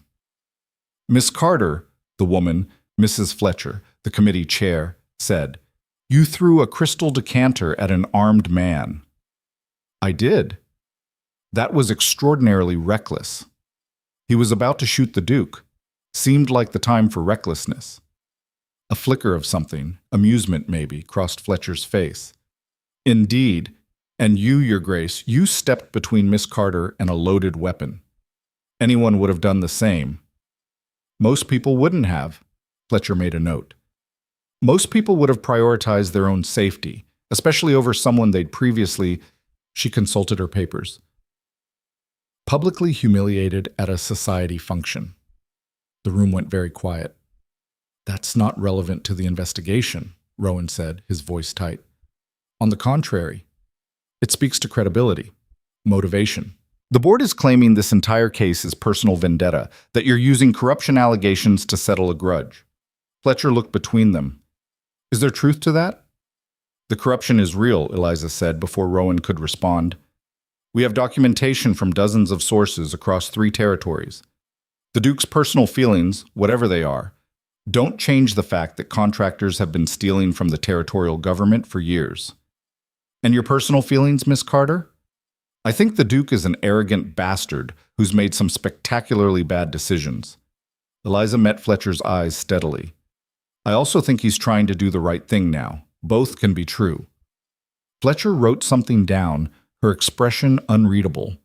The committee will issue our findings within the week. Until then, Duke Hale, you're to have no contact with any current board members. Miss Carter, same applies to you and your father. Understood, they said in unison. After the committee left, Eliza found Rowan in the library, staring at the fire like it held answers. That went well, she said dryly. They think I'm using the investigation to get back at the board for rejecting my feelings for you. Are you? He turned to look at her. Would it matter if I was? Yes, because if this is just about your ego, about proving you can win when someone tells you no, then I'm done. Eliza crossed her arms. But if it's about actually fixing a broken system, then your motivations are secondary to the results. It's both, Rowan admitted. I can't separate them. Yes, I want the corruption exposed. Yes, I believe your father's proposal is superior. But I also want to prove to you that I can be someone worth your time, someone who uses power for good instead of cruelty. At least you're honest about it. I'm trying to be honest about everything now. It's exhausting. Despite herself, Eliza smiled. Welcome to how the rest of us live. The week that followed was strange and suspended. They couldn't contact the board, couldn't push the investigation forward, couldn't do anything but wait. So instead, they did something neither had ever really done before. They just existed together. Rowan showed Eliza his favorite trails through the estate. She taught him some of the engineering principles her father had shown her, sketching calculations in the library. They argued about politics, books, the best way to train horses. Sometimes the arguments turned heated, old wounds surfacing in sharp words. You can't just decide you're different and expect everyone to forget what you did, Eliza snapped during one particularly bitter exchange. I'm not asking anyone to forget. I'm asking for a chance to prove I've changed. Change takes years, Rowan, not weeks. Then I'll take years, however long it takes. Other times they found unexpected common ground, shared tastes in literature, similar views on social reform, a matching sense of humor that caught them both off guard.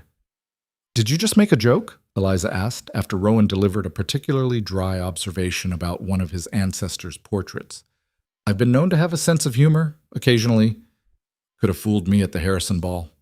The words were out before she could stop them, and the air between them immediately chilled. I'm sorry, Rowan said quietly. I'm going to spend the rest of my life being sorry for that night. I know, and I'm going to spend the rest of my life remembering it. Eliza looked at him. We can't pretend it didn't happen. Can't just move past it like it was nothing. I don't want to pretend. I want to acknowledge it, learn from it, make sure I never become that person again. How do I know you won't? How do I trust that when things get hard, you won't just revert to type?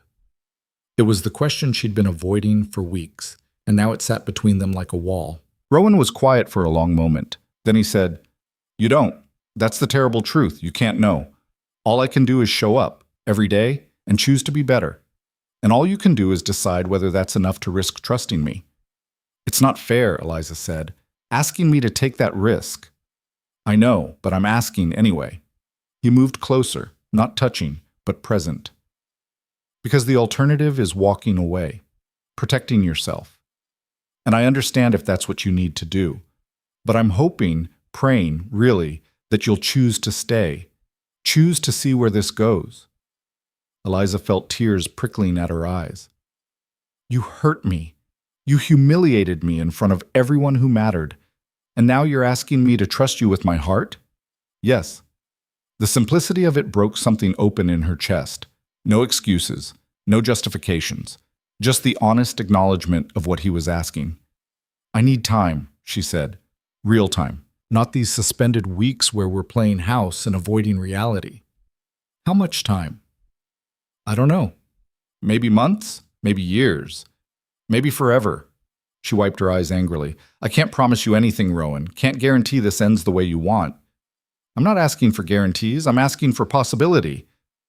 Then you have it. Possibility. Nothing more. It wasn't romantic. Wasn't the declaration either of them might have hoped for, but it was honest, and somehow that made it more valuable than any pretty words.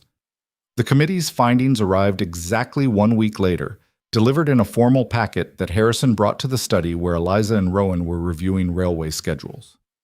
This is it, Rowan said, staring at the envelope like it might explode. Open it. He broke the seal with steady hands and pulled out the document. His eyes scanned the pages, and Eliza watched his expression shift from tension to shock to something like vindication. They're recommending full prosecution, he said, his voice rough. 7 board members facing charges. Complete overhaul of the contracting system, and they're citing your father's case as an example of merit being overlooked in favor of corruption. Let me see. She took the report, reading the carefully worded findings. The committee had done thorough work, documenting every instance of fraud, every inflated bid, every safety violation.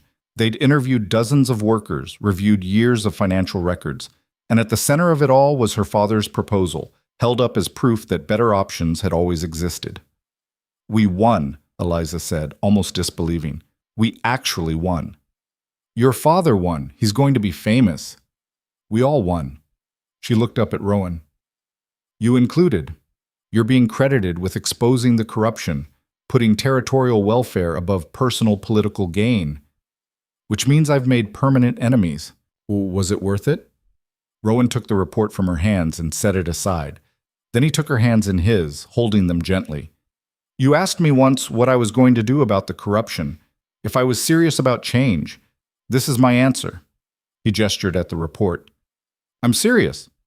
Serious enough to burn every bridge, if that's what it takes. That's not sustainable. You can't just keep sacrificing. I'm not sacrificing. I'm choosing. There's a difference. His grip tightened slightly. I'm choosing integrity over convenience, justice over comfort, you over everything else. Don't make me responsible for your choices. I'm not.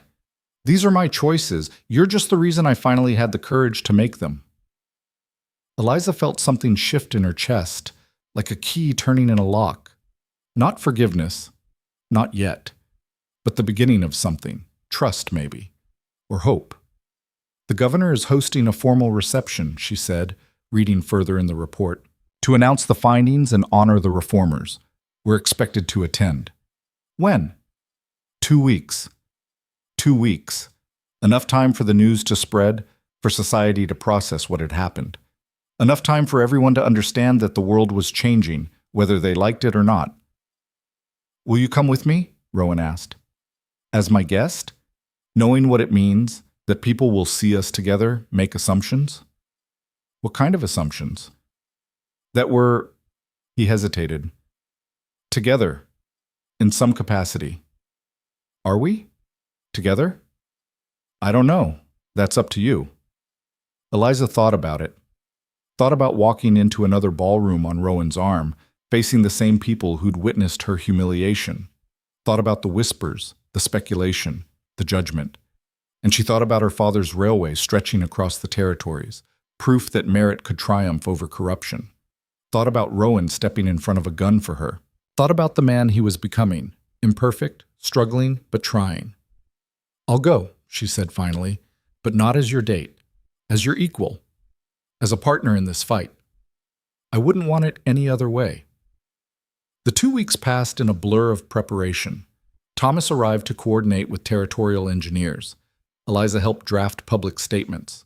Rowan met with potential allies, building a coalition of reformers who wanted to see the changes continue. And slowly, carefully, Eliza let herself acknowledge what she'd been trying to deny. She was falling for him. Not the Duke, not the title or the power, but the man, damaged and difficult and desperately trying to be better. The night of the governor's reception, Eliza dressed with care. Not in borrowed finery or altered hand-me-downs, but in a gown her father had commissioned from the territory's finest dressmaker. Deep emerald green, simple but elegant, designed to make a statement. "You look like a queen," Thomas said when she came downstairs. "I look like someone who refuses to be ashamed of where she comes from." Same thing. Rowan arrived to escort them, and Eliza felt her breath catch. He was wearing formal evening clothes, perfectly tailored, every inch the Duke. But when he looked at her, there was no arrogance in his expression, just wonder. "You're beautiful," he said simply. "I'm adequate," she replied, but she was smiling. The governor's mansion was even more impressive for a formal reception. Crystal chandeliers blazing, flowers everywhere, musicians playing in the ballroom. And this time, when Eliza walked through those doors, heads turned for different reasons. "That's the Carter girl," she heard someone whisper. "The one who helped expose the corruption. Her father's building the northern route, ahead of schedule, from what I hear. She threw a decanter at an armed man, saved the Duke's life." The whispers followed them through the crowd, but they felt different now. Not cruel, curious, respectful, even. Mrs. Harrison approached, the same woman who delivered those carefully veiled insults at the ball months ago. She looked at Eliza with something like embarrassment. "Miss Carter, I wanted to apologize. For my behavior at my previous gathering. I was unkind." "You were," Eliza agreed, "but I appreciate the acknowledgement. Your father's work is extraordinary. We should have recognized that sooner." "Yes, you should have." Mrs. Harrison flinched but nodded. "I hope you'll give us a chance to make amends." After she left, Rowan leaned in close. "You didn't make that easy for her." "Why should I? She doesn't get to be cruel and then ask for instant forgiveness just because the political winds changed." "Fair point." Governor Walsh called for attention, and the room quieted. He stood on the raised platform at the front of the ballroom, commanding and serious. "Tonight we celebrate something rare in politics, the triumph of integrity over corruption. Thanks to the courage of individuals like Duke Rowan Hale and engineer Thomas Carter, we've exposed systematic fraud that has cost this territory millions. More importantly, we've proven that merit matters, that honest work deserves recognition regardless of social standing." Applause rippled through the room. Thomas looked uncomfortable with the attention, while Rowan stood tall and steady. "The investigation has resulted in 7 indictments and a complete restructuring of our contracting system. Moving forward, all territorial projects will be awarded based on merit, cost-effectiveness, and proven capability, not connections or bribes." More applause, louder this time. "I'm also pleased to announce that the Northern Railway route, designed and engineered by Thomas Carter, is now officially underway. Early reports suggest it will be completed 6 months ahead of the original schedule and 30% under budget." The applause became thunderous. Thomas was pulled forward to shake hands with the governor, with board members, with businessmen who weeks ago wouldn't have acknowledged him on the street. And Eliza stood beside Rowan, watching her father receive the recognition he'd always deserved, feeling something fierce and proud burning in her chest. "He earned this," Rowan said quietly. "He did. You helped make it possible." "We both did."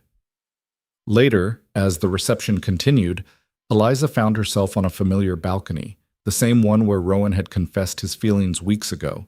The same view of the territorial gardens, but everything felt different now. Rowan joined her, 2 glasses of champagne in hand. Hiding from the crowd? Needing air, it's different being celebrated than being destroyed, but it's still overwhelming. "I know what you mean." He handed her a glass. "Can I ask you something? When have I ever stopped you? Do you remember what you said to me at the Harrison ball, right before you left?" Eliza's throat tightened. She remembered every word of that night, burned into her memory. "I said thank you for showing me exactly who you were, that I wouldn't make the mistake of forgetting it." "And have you? Forgotten?" "No." "Good." Rowan set down his glass. "Because I need you to remember who I was. Need you to hold me accountable to never being that person again." "That's a lot of responsibility to put on someone else." "I know, but you're the only one I trust to do it." He turned to face her fully. "Eliza, I know you're not ready. I know I'm asking for more than I deserve. But I need to say this anyway. I love you. Not the idea of you, not the challenge you represent. You. Your sharp tongue and sharper mind. Your refusal to accept less than you deserve. Your ability to see people, really see them, beneath all the performance and pretense. Rowan, let me finish. I love you, and I want to spend whatever time you'll give me proving that I can be worthy of that love. Not through grand gestures or political victories, but through small, everyday choices. Through honesty and partnership and showing up even when it's hard. He took her hands, his grip gentle. I'm not asking you to love me back. Not yet. I'm just asking you to let me try. Let me court you properly, the way I should have from the beginning. Let me show you who I can be when I'm not afraid. Eliza stood there, her hands in his, feeling the weight of everything they'd been through. The cruelty and the saving and the fighting and the hope. She could walk away, protect herself, keep the walls up that had served her so well, or she could take the risk, leap into the unknown with a man who'd hurt her terribly and was desperately trying to heal them both. One condition, she said finally. Anything. If this works, if we somehow manage to build something real out of all this damage, we do it as equals, full partners. Not Duke and railway surveyor's daughter, just two people trying to make each other better. Yes, absolutely yes. And if it doesn't work, if 6 months from now or a year from now I realize I can't move past what happened, you let me go, no guilt, no pressure, just clean.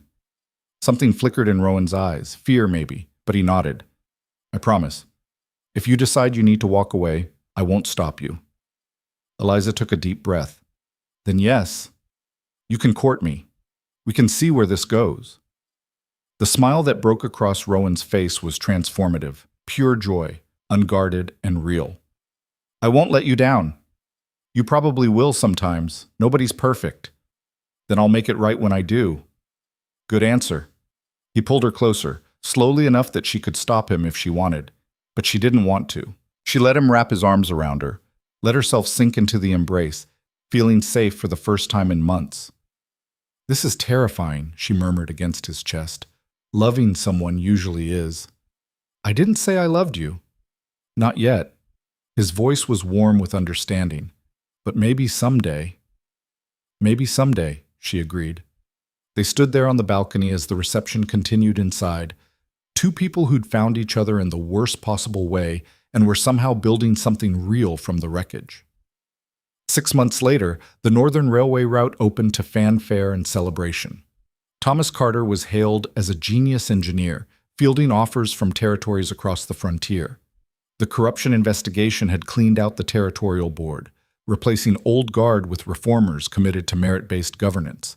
And Eliza and Rowan were figuring it out. Some days were easy, long rides through the countryside, quiet dinners where they actually talked instead of performing.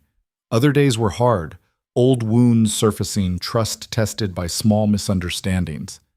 You're doing that thing again, Eliza said one evening, catching Rowan making decisions about her father's next project without consulting her. What thing?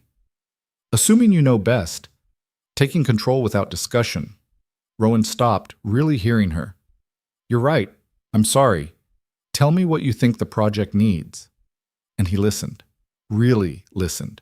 Not just waiting for his turn to talk. The proposal he'd drafted to the territorial board had turned into a regular partnership. Rowan used his political influence to open doors. Eliza and her father provided the technical expertise and honest perspective. Together, they were reshaping how the territories did business. You've become quite the reform team, Governor Walsh observed at a planning meeting. People are calling you the conscience of territorial governance. People called us a lot worse 6 months ago, Eliza pointed out. True. But you proved them wrong. That takes courage. After the meeting, as they walked to their carriage, Rowan caught Eliza's hand. I have something to ask you, he said. That sounds ominous. It's not. At least I hope it's not. He stopped walking, turning to face her. We've been doing this, courting, building trust, learning each other, for 6 months now. And every day I fall more in love with you. Every day I'm more certain that I want to spend my life making you happy. Rowan, I'm not proposing, not yet. You're not ready, and I understand that. But I want you to know my intentions, that this isn't temporary for me, that I'm in this for the long term, however long you need. Eliza felt tears pricking her eyes. I care about you more than I thought possible, but I'm not there yet. Not at love. I know. And I don't know when I will be, if I will be. I know that too. He squeezed her hand. But I'm willing to wait for as long as it takes. 3 months later, they were reviewing plans for a new bridge project when Eliza realized something had shifted. She looked at Rowan, really looked at him, and saw not the Duke who'd destroyed her, but the man who'd rebuilt himself, who'd stood beside her through investigations and political battles and quiet evenings, who'd never once pressured her for more than she was ready to give. I love you, she said, interrupting his explanation of load-bearing calculations. Rowan stopped mid-sentence. What? I love you. I don't know when it happened exactly. Maybe it's been happening slowly this whole time and I just noticed. But I love you. The expression on his face was worth every moment of fear and doubt. You're sure? I'm sure. I love you, the you that you've become, the you that you're choosing to be every day. He pulled her into his arms, and she went willingly, laughing as he spun her around the study. Marry me, he said when he set her down. That's very sudden. I've been waiting 9 months to ask. That's not sudden. Fair point. Eliza pretended to consider. On one condition. Name it. We get married here, at the estate, but we open it to everyone, not just society, the railway workers, the engineers, the reformers, everyone who helped make this possible. You want to turn my ancestral estate into a public celebration? I want to prove that things really have changed, that the walls are coming down. She looked at him. Unless that's too radical for you? It's perfect. You're perfect. I'm really not. Perfect for me, then. He kissed her, gentle and sure. Is that a yes? Yes, I'll marry you, Rowan Hale, on my terms, as your equal. I wouldn't have it any other way. The wedding took place 6 weeks later on a perfect autumn day that rivaled the one where Eliza had first ridden to save Rowan's life. The Hale estate was transformed, not into the cold, formal space it had been, but into something warm and welcoming. Railway workers stood beside territorial governors. Engineers talked with society matrons. Thomas Carter walked his daughter down a makeshift aisle set up in the gardens, his eyes bright with unshed tears. And Rowan waited at the altar, looking at Eliza like she was the only person in the world who mattered. The ceremony was simple, the words honest. They promised partnership, respect, equal footing, promised to call each other on their failures and celebrate each other's victories, promised to keep choosing each other, every day, even when it was hard. You may kiss your bride, the officiant said. Rowan pulled Eliza close, and she went willingly, kissing him in front of everyone who'd once watched her destruction and was now witnessing her triumph. Later, during the reception, Eliza found herself back on that familiar balcony, the one where so many important conversations had happened. Thomas joined her, a glass of champagne in hand. You did good, daughter. We did good. This wouldn't have happened without you. I'm not talking about the railway, I'm talking about him. Thomas nodded toward where Rowan was talking with a group of engineers, animated and engaged. You took a broken man and helped him rebuild himself. That's no small thing. He did most of the rebuilding himself. I just witnessed it. You gave him a reason to try. That's everything. Her father squeezed her shoulder. Your mother would be proud. Hell, I'm proud. Rowan found them a few minutes later, slipping his arm around Eliza's waist like it belonged there. Mind if I steal my wife for a dance? She's all yours. Try to keep up with her.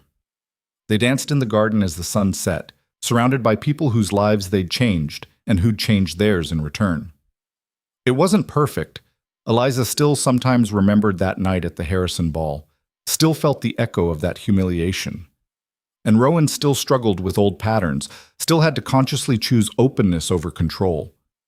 But they were trying. Every day they were trying. What are you thinking? Rowan asked as they swayed to the music. That this is real, that we actually made it work. We did, against all odds. The odds are still against us sometimes. People don't forget easily. Some of them still think I'm an opportunist who trapped a duke. Let them think what they want. We know the truth. Which is? That you saved my life. Not just from the fever, but from the person I was becoming. He pulled her closer. That I'm better with you than I ever was without you. and that I'm going to spend the rest of my life making sure you never regret taking a chance on me. That's a big promise. I'm good for it. Eliza smiled up at him, feeling the truth of it settle in her bones. They'd started with cruelty and humiliation, fought through illness and danger and political upheaval. They'd rebuilt themselves and each other, brick by painful brick. And somehow, impossibly, they'd ended up here, married, partnered, genuinely happy. I love you, she said, because she could say it now, because it was true. I love you too, always. They danced until the stars came out, surrounded by the life they'd built together. Imperfect, hard-won, and completely their own. The frontier stretched out around them, full of railways and reforms and possibilities. And Eliza Carter, no, Eliza Hale now, knew that whatever came next, they'd face it together. As equals. As partners. As two people who'd learned that the hardest thing to build wasn't railways or political movements, but trust. And that sometimes the greatest act of courage wasn't standing in front of bullets or exposing corruption. It was choosing to love someone despite every reason not to. And being loved in return, not despite your flaws, but because of your whole complicated self. That was the real victory, the real revolution. And it was only just beginning.